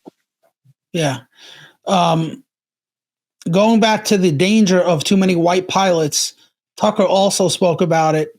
One of the goals of the United Airlines CEO is to have I forgot let me see if I can find the clip. United used to be a conventional commercial air carrier. It flew airplanes from place to place, most of the time uneventfully. That was the old United Airlines. The new United is very different. It's a combination of a hyper-aggressive corporate HR department and a left-wing political action committee. The new United Airlines is big on moral pronouncements and mandatory social engineering. United has embraced equity. Here's its latest directive, spelled out yesterday on Twitter. Quote, our flight deck should reflect the diverse group of people on board our planes every day. That's why we plan for 50% of the 5,000 pilots we train in the next decade to be women or people of color, end quote. United Airlines is mandating affirmative action quotas in its flight schools. And that's a big change for the country. When Coca-Cola embraces some equity scheme, you understand why they're doing it. They're hoping that by hiring more black executives, no one will ask just how many black Americans have gotten diabetes from drinking Coke. For Coca-Cola, equity is a purely defensive PR move, and it makes sense. But airlines are different. An airline pilot transports hundreds of people at a time in a thin-walled metal tube going nearly 600 miles an hour, 35,000 feet off the ground. Flying a commercial airliner is dangerous. Like performing heart surgery, no matter how many times you've done it, it's inherently high stakes. People die if you screw up. In the airline business, as in medicine, not killing people is all that matters. So how will racial and gender quotas make United Airlines safer? That's the only question that matters. The company's CEO went on CBS News recently to explain. Only 7% of United Airlines pilots are women, one of the highest percentages in the industry. And 13% of its pilots are people of color. They simply don't have the access or the opportunity. In an exclusive interview with CBS News, United CEO Scott Kirby is announcing a new effort to bring balance to the flight deck. We're excited at United to be announcing the United Aviation Academy to address the structural issues with the makeup of our pilots. So only 7% of United Airlines pilots are female, fretted CBS. Only 13% aren't white. Okay, but why exactly should we care about those numbers? An airline pilot's job is to land the plane safely. Everything else is irrelevant. If 100% of United Airlines pilots were black women, or Malaysian Muslims, or for that matter, white men from Alabama, not a single sane person would complain about it as long as the airplanes didn't crash. Safety is all that matters. But you'll notice the CEO of United didn't mention safety. Safety is no longer that airline's top concern. Identity politics is. Now, United will dispute that characterization, of course. In a statement to this show 2 hours ago, they already have disputed it. United Airlines will continue to uphold its high standards, they told us, but they're lying. We know they're lying, and you know it too, because in the airline business, there is only one standard that matters, and it is not race and it's not gender. It's competence. The way people look is totally irrelevant. How they perform is all you should care about. Once you forget that, airplanes tend to crash. Two more things real quick before I let you go. The Philly plane crash. Should I play the clip first and then we'll talk about it? Yeah, play the clip, sure, and then we'll expand on it. Breaking news this morning out of Philadelphia, where a fireball exploded in the northeast section of that city on Friday night. Another plane crashes to the ground, and that prompted mass evacuations. And right now, we are confirming this morning that there are no survivors in that crash. Our Charles Watson has been in Philadelphia all night, talking with officials and witnesses, and he's live with us right now this morning. Charles, what's the latest? Yeah, hey, good morning, Gus and Pat. Well, we've got daylight really for the first time since that plane went down here in northeast Philadelphia Friday evening. So we are starting to see the activity pick up in this section of the city. In fact, across the road here from me, about 30 minutes ago, we saw a line of police and emergency personnel head back into the Roosevelt Mall here behind me, where much of that debris field sits this morning. That following a powerful explosion Friday night when that medical jet rocketed from the sky into this bustling northeast Philadelphia neighborhood. Wow. There are a lot of questions in terms of how this could have happened. The NTSB does have investigators on the ground this morning as the agency launches an investigation in hopes of learning what went wrong. The jet had taken off from the northeast Philadelphia airport, which is only about 3 miles from where we are, and had only been in the air for about 30 seconds before it crashed Friday night during rush hour. A spokesperson for Jet Rescue Ambulance tells our sister station here in Philly that they operate the plane, and at the time it was carrying a pediatric patient and her mother back to Mexico after receiving life-saving care at a local children's hospital here in Philadelphia. All 6 of the passengers on board were killed. The crash causing complete chaos as fiery debris scattered across the neighborhood, causing people's homes and cars to burst into flames. So 2 things before we start about the airplane. You notice she said that the patient came from Mexico for life-saving care. So everyone here who wants socialized medicine, and we always talk about, they always say how great Canada is and all these other places. Most of them come here for healthcare. Good point. Now let's get to the plane. What do you think happened? Have you heard anything? Like, have you analyzed it? Yeah, I mean, small plane, right? Small plane. Yeah, Learjet's a small plane. It's probably about a 6-seater. Very fast plane, very small in the fuselage. It's very tight, large engines, and it's it's known to be a very noisy jet. It's really like a Formula One car. It's very fast, and most jets are. They're used commonly in these medical transport type of applications. And one of the thoughts that I had was, initially I thought it was weather, and I thought it was maybe icing.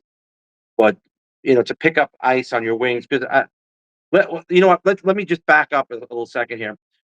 Let's talk about the word stall when an airplane stalls. I think there's a misconception about people thinking when an airplane stalls, it's like a car stalling on the side of the road. Your engine stops and you pull the car to the side, and now you have a stalled car.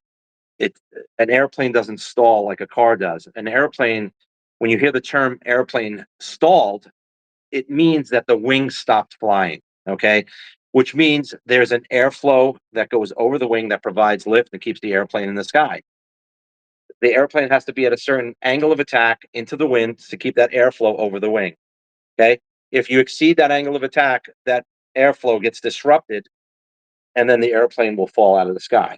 Okay, you need lift, you need thrust to maneuver that airplane through this wind, relative winds, to keep that airflow over the wing. So when an airplane stalls, it doesn't mean that the engines stop. Okay, and if an engine stops, that's an engine failure. Two different things.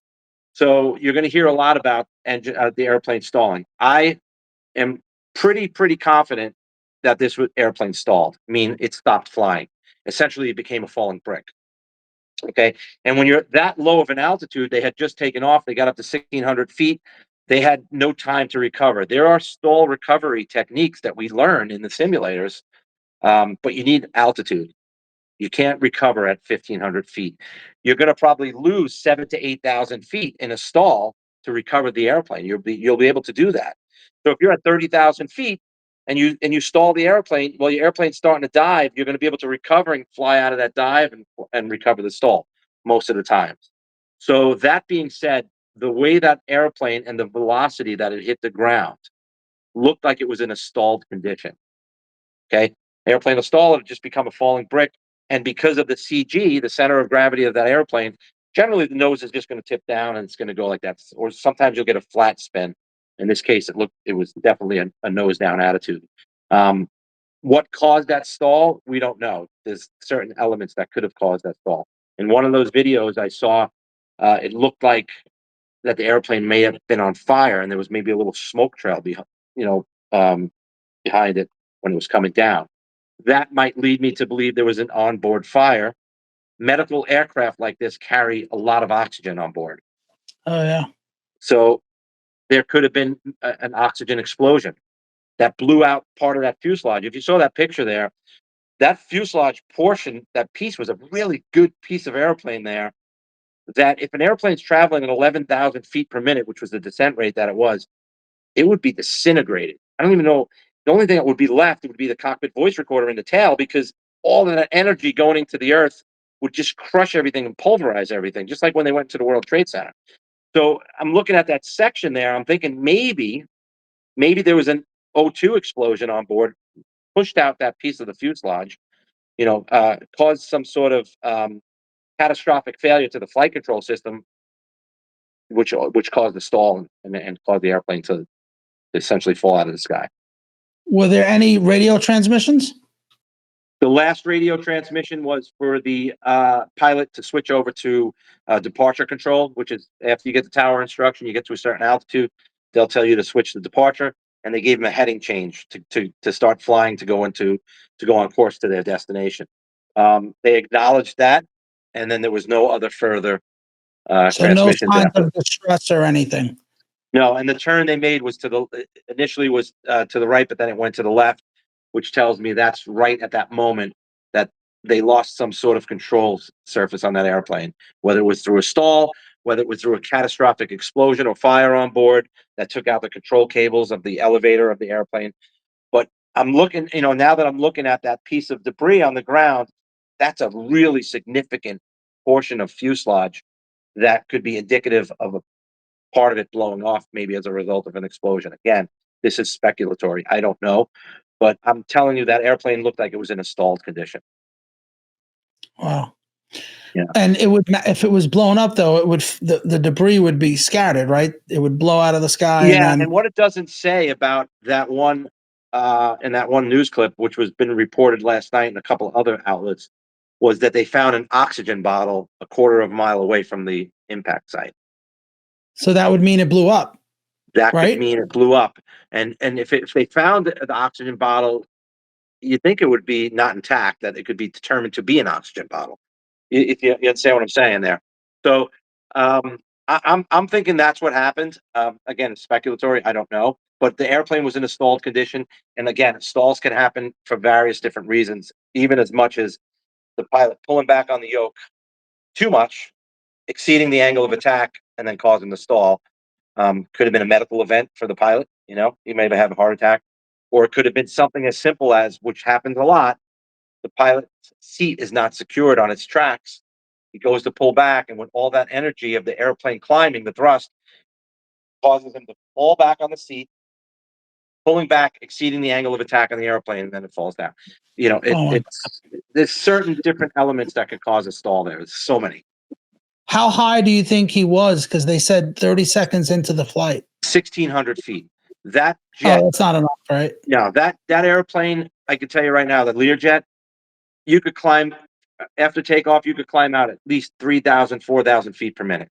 So he was at his normal climb rate probably, and something happened that caused that stall condition. Is what it was. It like. One pilot or two? I believe there's two crew on that. Yeah, it's the medical. They have to have two crew. So I think it was 4 people on the airplane in the back, 2 people on the flight deck. And they were going back to Mexico? They were going to Branson, Missouri.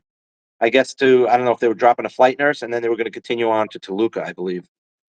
Wow, that's terrible. And that would, because that airplane probably couldn't go direct anyway to Mexico. Yeah, because it doesn't have enough fuel, right? Yeah. Doesn't have and enough that's range. another thing. That's why you had the big fireball, because the airplane was loaded with fuel to go to its destination.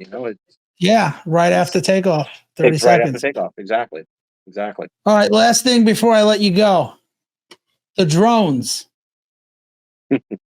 Now, I'm going to tell you, Trump promised us, we're going to disagree, because Trump promised us, well, I do agree with you in some aspect, because I thought that it kind of took a life up of its own on, right?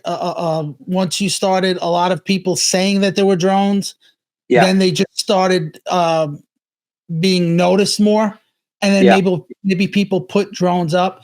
But then you had Governor Phil Murphy of New Jersey say that when they're approached, they go dark. You had other people say, high up people like governors and stuff, not like, hobby enthusiasts, where they were saying that they weren't just regular drones. They were as big as SUVs. 2 things. What do you think they were? And are you satisfied with Trump's response? Because Carolyn Levitt said, she was very specific. She said the drones over New Jersey were FAA approved. I think the word she used, right? Authorized. Was approved. Authorized, right. Authorized. And they were doing research and other things. She doesn't specify about the drones all over the country. After research and study, the drones that were flying over New Jersey in large numbers were authorized to be flown by the FAA for research and various other reasons. Many of these drones were also hobbyists, recreational, and private individuals that enjoy flying drones. In time, it got worse due to curiosity. This was not the enemy. I don't know what to think, but give me your take on the drones. I think we had this conversation. I'm not sure if I had this conversation with you about it, but a lot of my speculation on that was radiation detection. And I think those drones were deployed to look for missing radioactive material. And I still believe that. So why wouldn't Trump, who's Mr. Transparency, because he is, we know what he did with the JFK files and Martin Luther King, why would he not tell us? It has to be ongoing then, right? Because there may be, when you're looking for a perp, right? Do you use deception to tell them, if this guy said, deceit, right? This guy said you did it, man. He got you there. He told me you did this, and you convinced the perp. I think he doesn't want to put out there whether or not it was radioactive material and whether we're still looking for it or we have it, and maybe there's some sort of ongoing investigation. That's what I think. I think they were hunting for this missing piece of radioactive material that could be utilized in a dirty bomb. So radioactive that we own it, somebody stole it. You would think like chain of custody. You would say, oh, the briefcase with the radioactive material or the whatever is missing. We got to go find out where it is. Why would they fly drones all over the country to find it? Wouldn't it be localized? You would think it would be localized, but I think it was localized to the port of Bayonne. Maybe that's where it came through, or that where maybe where it was initially detected, and then they lost track of it. So you think it's missing, or someone took it? Well, it's missing as a result of somebody taking it. So you think it was stolen? Yeah, I think it was stolen. Yeah, I think so. It's not. It's not like it got lost in trans. No, I think there was some malice in it going missing. I don't think it was like an accident. So I wouldn't doubt it. The government is so screwed up. Yeah. And what's our biggest? You left the job in what, 2008? 8. Okay, so you were there post 9/11 when we started getting all of this training for terrorism, the dirty bomb detectors, right, and all that stuff like that. When I was in the aviation unit, we had the Mars equipment, which is mobile airborne radiation detection systems. We put on the helicopters and we had it on the airplane, and we would check the shipping lanes going into New York Harbor and scan them for radioactive material. So what says that radioactive material made it into the harbor and they knew where it was and then they lost it, or maybe it was intentionally brought into the harbor for us to have and somebody else got a hold of it? I think there's some sort of group out there that's looking to do harm with a dirty bomb, and they don't want to cause public alarm, and maybe they're getting closer to knowing who it is, and that's what I think. But here's the thing. One of the things we learned about 9/11 was, again, just like we're talking about with this airplane crash, the lack of communication, right? The CIA not talking to the FBI not talking to the state locals, or the state governors not talking about talking to local police departments. You have state police in every state. You have the governors of most of the states. You have mayors, you have senators, you have all these people that are saying, what the hell is it? We don't know. If they're looking for this, is it all going to be looked? Is it all going to be found by the federal government? Don't they need cooperation from the state, at the state level? Yeah, absolutely. So they should be telling the state. But here's the problem.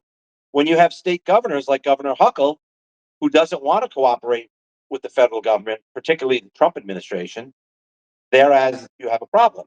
And by them, kicking and digging their heels in, that's going to cause a public safety problem. Do you agree with that? Yeah, look at, we're trying to keep this about the airplanes, but of course we talk about politics all the time. Look at all the mayors and the governors that are saying that they're not going to cooperate with ICE, right? Bingo. Did you hear, we'll just put the airplane stuff aside for a second because this really aggravates me, bro. Did you hear that they might drop the charges against Eric Adams? Mayor Eric Adams' defense attorney, Alex Sparrow, leaving court Wednesday, reaffirming his commitment to proving his client's innocence in the federal corruption case. This, as the New York Times is now reporting that senior Justice Department officials under President Donald Trump have had talks with federal prosecutors in Manhattan about the possibility of dropping the case against Adams. DOJ officials have also reportedly been engaging in discussions with Adams' defense team since President Trump has taken office. Adams was indicted in September on charges including bribery, accused of accepting luxury travel perks, and illegal campaign contributions from foreign nationals in exchange for political favors. The charges stem from a federal investigation into his 2021 mayoral campaign. In recent weeks, Adams has spent time with President Trump, including meeting him at Mar-a-Lago and attending his inauguration last week. The president has indicated being open to pardoning Adams in his corruption case, which heads to trial in April. Trump's no fool, bro. He has to know. I hope so. You hope that Adams walks away? No, I hope that somebody talks to Trump. Oh, thank God! Yeah. Do not instruct your DOJ to drop charges against this guy. It seems like they're doing that in exchange for cooperating with ICE, and I feel like, dude, Tom Homan is not messing around. I want to see Pam Bondi come down with Tom Homan and put some liberal mayor in handcuffs.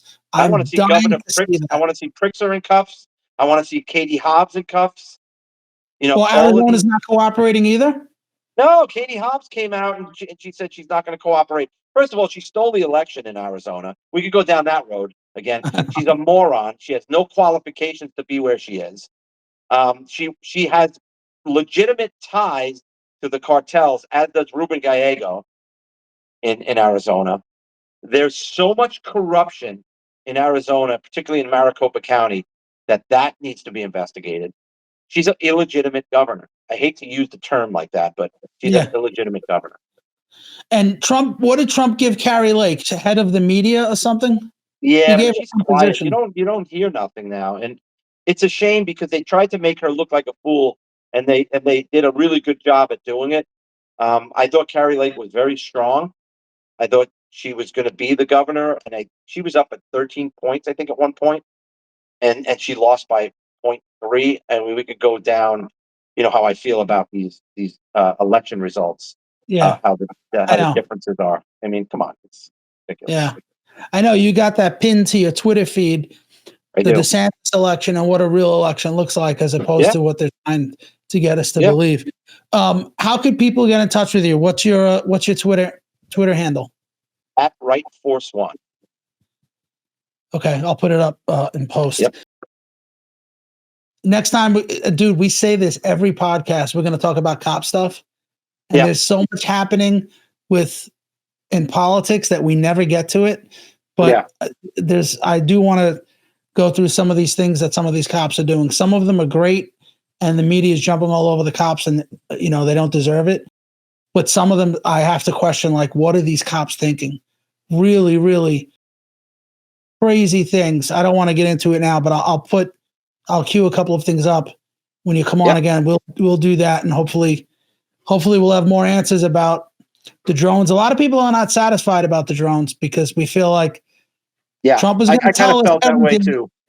Yeah, you feel that way too? Yeah. Oh yeah. Of course. I thought it was an answer to give an answer, but it wasn't a definitive answer. Yeah. Carolyn Levitt also had a great line when she said, when you're on a plane, do you care about something? Like, when you're on a plane, do you care more about landing safely, or do you care about the color of the pilot? When you are flying on an airplane with your loved ones, which every one of us in this room has, do you pray that your plane lands safely and gets you to your destination, or do you pray that the pilot has a certain skin color? I think we all know the answer to that question, and as President Trump said yesterday, it's common sense. Listen, common sense is making a comeback, bro. Isn't it great to see, bro? Let me tell you something. And did we speak after Trump won? I think we did, right? Yeah, you came on twice. One, I did. One, we had the audio issue. We had to scrap it. That's right. I think you came on twice since then. I feel like I'm waking up in a wonderland every day now. Just tuning in and watching the work get done that's gotten done in such a short period of time.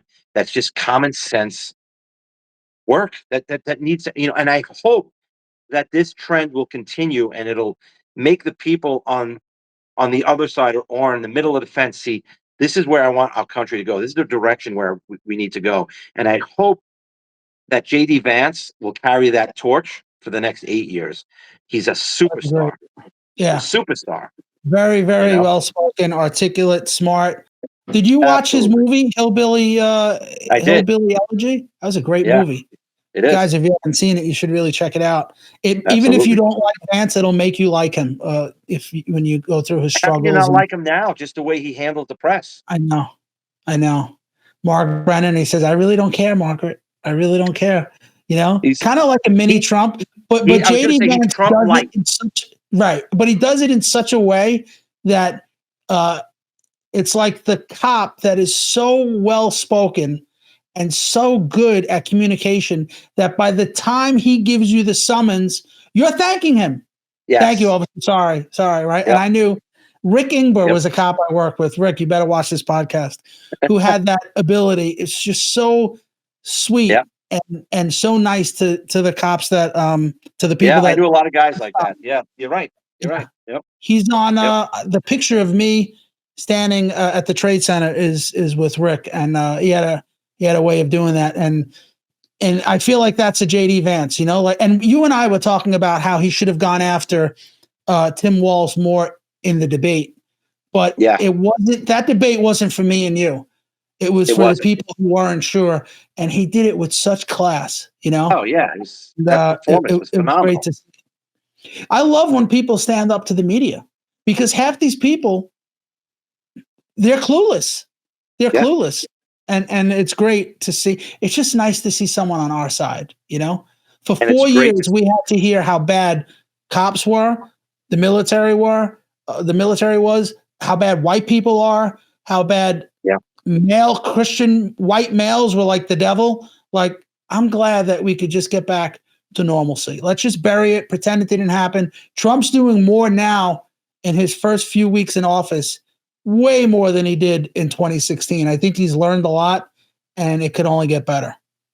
I'm totally on board with that, man. It's like I said, it's a wonderland every day, waking up and turning on the news.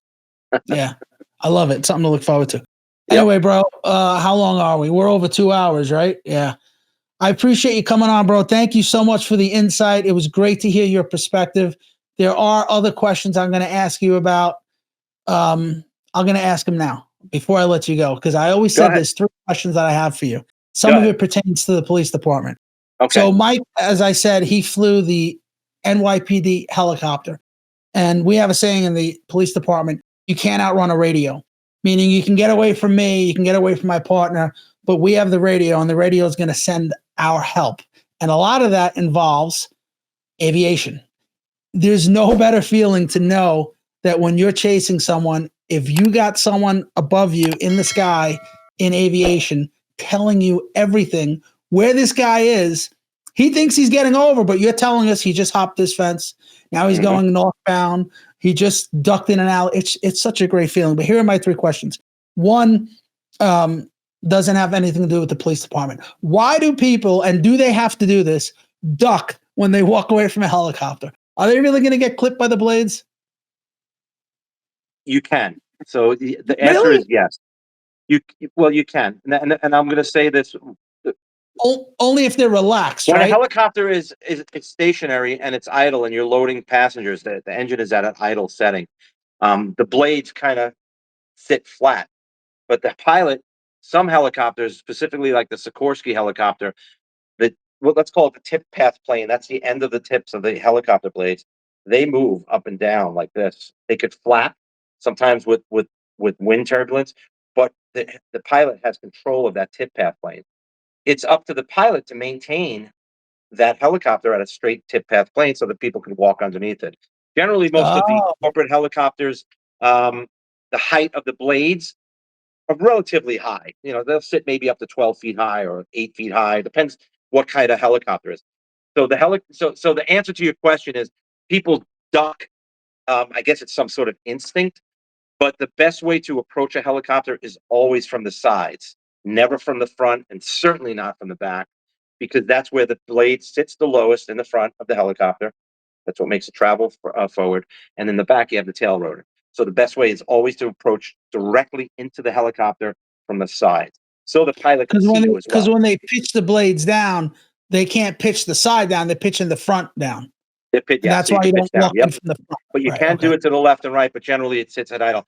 And the other thing at that is you can't see the tip of the blades. They're spinning so fast. Really? It's invisible. It's all right, here's the other question. This is what I always wondered, and cops on the ground would always ask each other, how the hell do you know where you are? Like, let's say I'm in the 2-8 and I'm saying he's down 114 and he's made a right on 8th and now he's running north. You can tell. Another thing that aviation is very good at is warning us for airmail. Airmail is when somebody goes up to a roof and starts throwing stuff down at us. Yeah. And you pinpoint the address. How do you, you'll say, watch airmail from 2016 8th Avenue. I'm like, I don't even see the address on the building. I'm on the ground. So when I got to the aviation unit in 2005, we had just gotten the new Augusta helicopters, which had a GPS map on it. And prior to that, or when I first joined, we were using Hagstroms. We would have physical Maps? Hagstroms. Yeah, Oh my big God. books. And what we would do is when you first get there to the unit, you would start painting out on your Hagstrom maps with a Sharpie marker, precinct boundaries, major intersections, major arteries that you could identify from the air. So when you're up in the daytime, it's a lot easier. When you could pick out certain landmarks like Grand Army Plaza in Brooklyn, I'm thinking up in the Bronx, there are certain landmarks you could pick out, Crotona Park, and then what you would do is you would work from the larger landmark out to the smaller ones to determine where you are on some of the streets. Like, the West Side Highway is pretty easy. The FDR Drive, that's pretty easy. But when you get up to like Broadway, you could see the way Broadway travels. And then you could count the streets. You'll go, all right, there's Broadway and there's 6th Avenue, 7th Avenue, 8th Avenue, to the east or to the west. And that's how you would determine it. When I was giving like ground instructions to the cops on the ground, guys would be go north on, and a lot of guys on the ground, I know when I was in my precinct, it was hard to know north and south because the way my Right. precinct You was set want up. right or left. Right. So I would tell guys, he's headed towards the bodega with the yellow awning, Right. go towards he's headed towards the bus there that's turning a corner right there by the McDonald's. That's the best way to give navigation because boom, you're going to pick out on it. Right. So When you yeah, get spun around chasing someone, you forget north, south. You don't and really especially know. with us when we're doing orbits, because that's what we did. We would do orbits and we would look at it. You're going to get screwed up where your north, east, south, and west is. So I would give just cardinal directions based on landmarks on the ground. That would always help out the guys. When ESU would come, they would work with us a little bit more closely.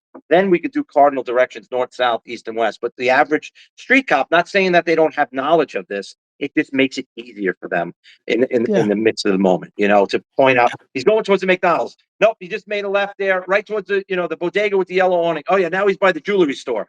That was easier for me. Right. That was easier for me. All right, last question, and I'm sure you've gotten this a lot. I've seen you on other podcasts, and a lot of them ask you this. I know it's coming. Why didn't the helicopter land or help people at the top of the Trade Center? Okay, good question. I thought you were going to ask me if I've ever landed on the roof at 1 PP. I've heard that many times, but I didn't even think of that. Yeah, well what's there is a landing. There was a helipad up there, but they didn't use it because the people inside of this is what I was told, and I was in aviation for 13 years. The people that worked inside the 1 PP of the building itself said that the fumes would get ingested through the heating ventilation and it would come into the. I just thought it was bullshit. Anyway, so no, I never landed on 1 PP.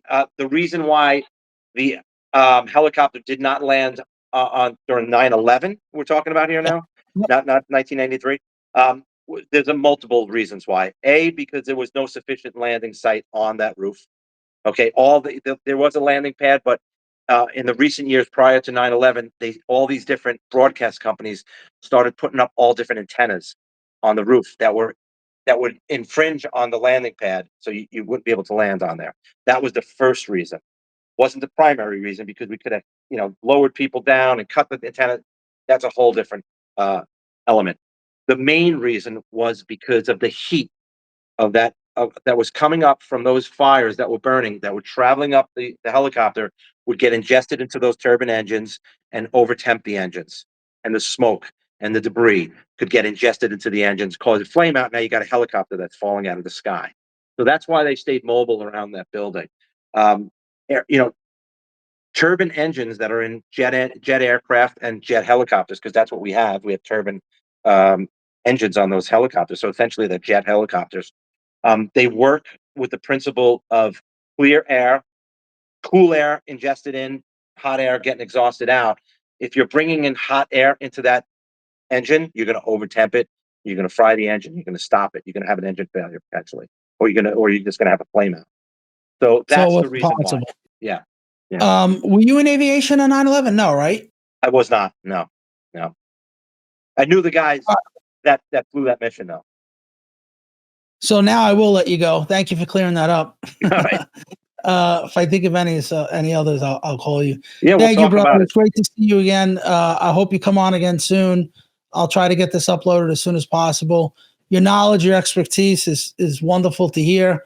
I know Mike since day one. Our moms were friends while they were pregnant. Am I older than you? August of 70. What are you? December of 70. You're older than me. I'm older, so you got to listen to me. Yeah, I know he's the longest friend that I have. He's a great guy. It's great to see him again. I'm glad you're doing so well. You're flying. I know you love flying. You got a dream job. Here's something else. I just want to inject it here. We kind of lost touch for a while, I remember, right? And then we met each other again, and then we realized that we were both cops. Yeah. Remember? You left me a note when I came out of the police academy.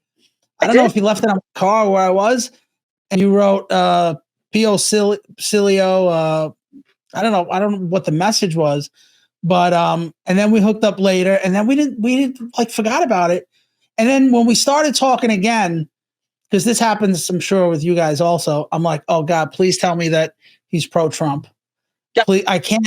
He's such a good guy. It's going to just be a knife through the heart if I find out this guy likes Obama or Biden or anything. Oh God, and like he's got Trump memorabilia just like me, pro-Trump, smart guy, and my Trump dance. His Trump dance. Yep. That's right. And honestly, bro, you're the perfect person to talk to because not only did you do law enforcement up in the sky, right, but you also fly helicopters and airplanes. So your insight was very helpful, and thanks again, bro. And yeah, man, I love being on here, and we got a lot more stuff to talk about, I'm sure. Yeah, awesome. I can't wait.